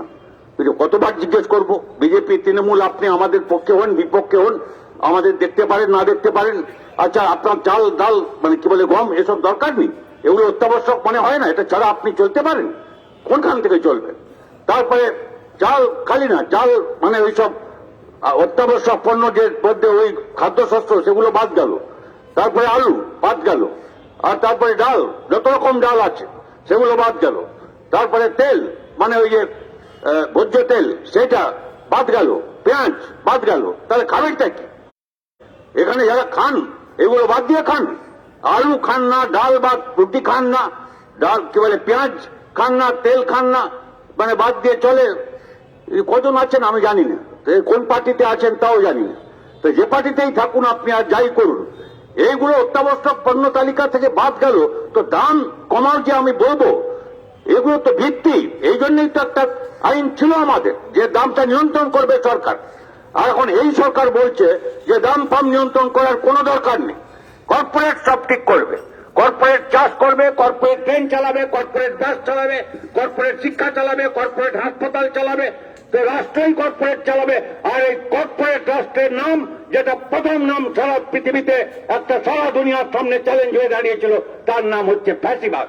ফ্যাসিবাদের সংজ্ঞাই হচ্ছে যে রাষ্ট্র এবং কর্পোরেট এক হতে হবে। মুসলিনীর ওই বিখ্যাত, এটা তো মুসলিনী নয়, ও আবার একজন গুরু ছিলেন, আমি সেই সব কথায় এখন যেতে পারছি না, যে দর্শন আর এই সব রীতিফিতি যারা তৈরি করেছিলেন, তার ইবোলা তার নাম, তিনি এখন বেঁচেও ছিলেন অনেকদিন, প্রায় মানে হিটলার মুসলিনীর ফ্যাসিবাদের পতনের পর। তিনি এখনকার ফ্যাসিবাদের দর্শন ও ওর লেখা থেকে প্রায় তৈরি হয়েছে। এখন সেই তিনি এটাই বলেছেন যে রাষ্ট্র আর কর্পোরেট আলাদা কেন? কর্পোরেটটা তো এত কলকারখানা সব চালাচ্ছে, ওরাই রাষ্ট্র চালাতে পারে, রাষ্ট্র আর ফ্যাসিবাদ এক, ফ্যাসিস্ট রাষ্ট্র মানে তাই। আর সেটাই আমরা এখন আমাদের দেশে দেখতে পাচ্ছি।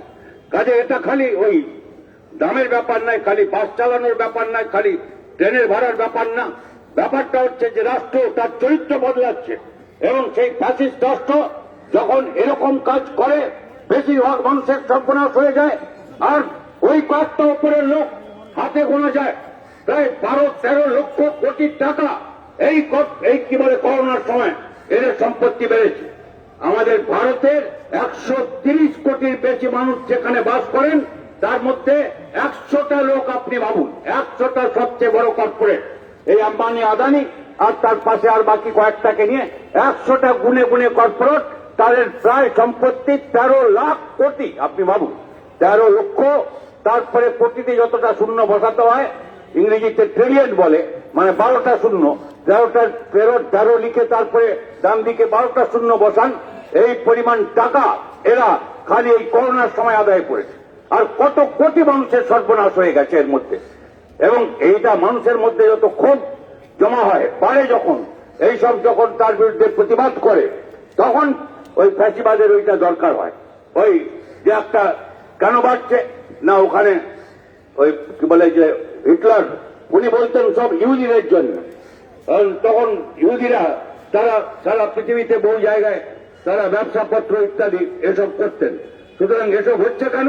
ইহুদিদের জন্য। তাহলে কি করতে হবে? ইহুদিদের তাড়াও, এদের গ্যাস চেম্বারে ভর্তি করে মারো, এসব ইতিহাস লেখা আছে, আমি যাচ্ছি না। যে এটা আমেরিকায় আপনি কিছুদিন আগে দেখেছেন, ট্রাম্প উনি মনে করতেন যে সাদা চামড়ার লোক তারাই সব ঠিক, আর বাকি যারা অন্য চামড়ার, ব্ল্যাক লাইফ ম্যাটার, ওরা আন্দোলন করছিল, মানে কালো চামড়া হলেও তার জীবনের দাম আছে। আর উনি মনে করছিলেন যারা বাইর থেকে এসছে, আরে সব সাদা চামড়ার লোকরা আমেরিকায় গেছে বাইর থেকে। আমেরিকার যারা কি বলে উত্তর বা দক্ষিণ মহাদেশে, যেখানে আমেরিকা, সেখানে তো কেউ সাদা চামড়ার লোক ছিল না, সেখানকার যারা ছিলেন তাদের কি বলে ভারতীয় ইন্ডিয়ান বলা হয়। ইন্ডিয়ান বলা হয় মানে ভুলক্রমে, আপনারা জানেন যে ওই আমেরিকা আবিষ্কার করতে গিয়ে ওটা ভুল করে ওরা ভারত ভেবেছিলেন, সেসব তো সবাই জানে, ভূগোলে পড়েছে। এবং সেই কারণে সেইখানে তাদের যারা আদিম অধিবাসী সেখানকার ছিলেন, তাদের সেখানকার ইন্ডিয়ান বলা হয়, যেরকম আমেরিকার যারা রেড ইন্ডিয়ান বলা হতো ওখানে। আমেরিকায় সব কমে গেছে, আপনি পরে মেক্সিকোতে গেলে পাবেন এখনো অনেক লোক আছেন এই যে বলিভিয়াতে রাষ্ট্রপতি, তিনিও ওই আদিম যারা অধিবাসী তারা ছিলেন।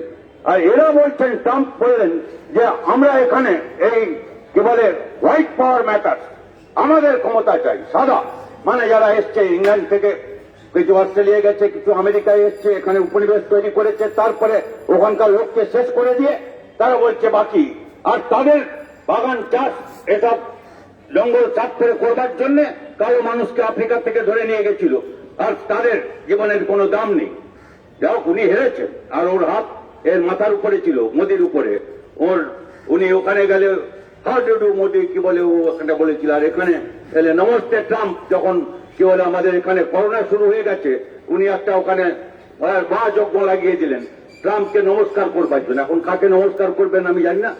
আপনার এই কথাটা বলতে চাচ্ছি এই জন্যে যে ট্রাম্পের হাত ছিল মোদির মাথার উপরে, আর মোদির হাত আছে ও দিদির মাথার উপরে। এটা হচ্ছে লাইন, এটা সহজ কথা, এটা বুঝতে না পারার মতো এত জটিল কিছু ব্যাপার না। যে কেউ অভিজ্ঞতা, জীবনের অভিজ্ঞতা থেকে বুঝেছে, তারা এটা বুঝতে পারে।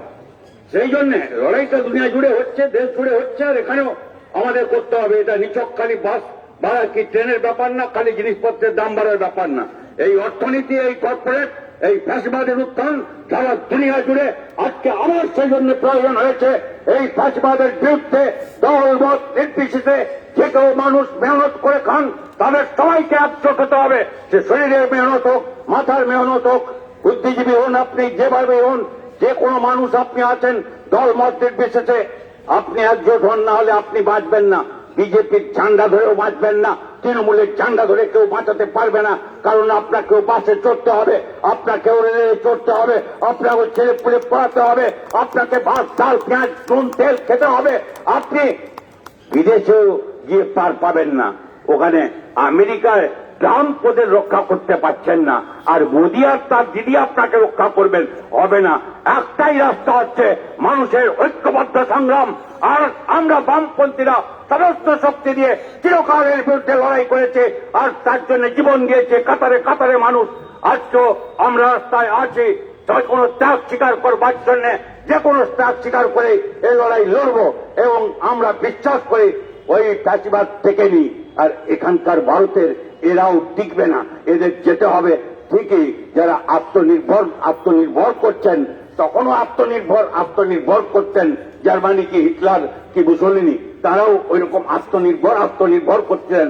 শেষ পর্যন্ত হিটলারকে মাটির তলায় ওইখানে আত্মহত্যা করতে হয়েছিল।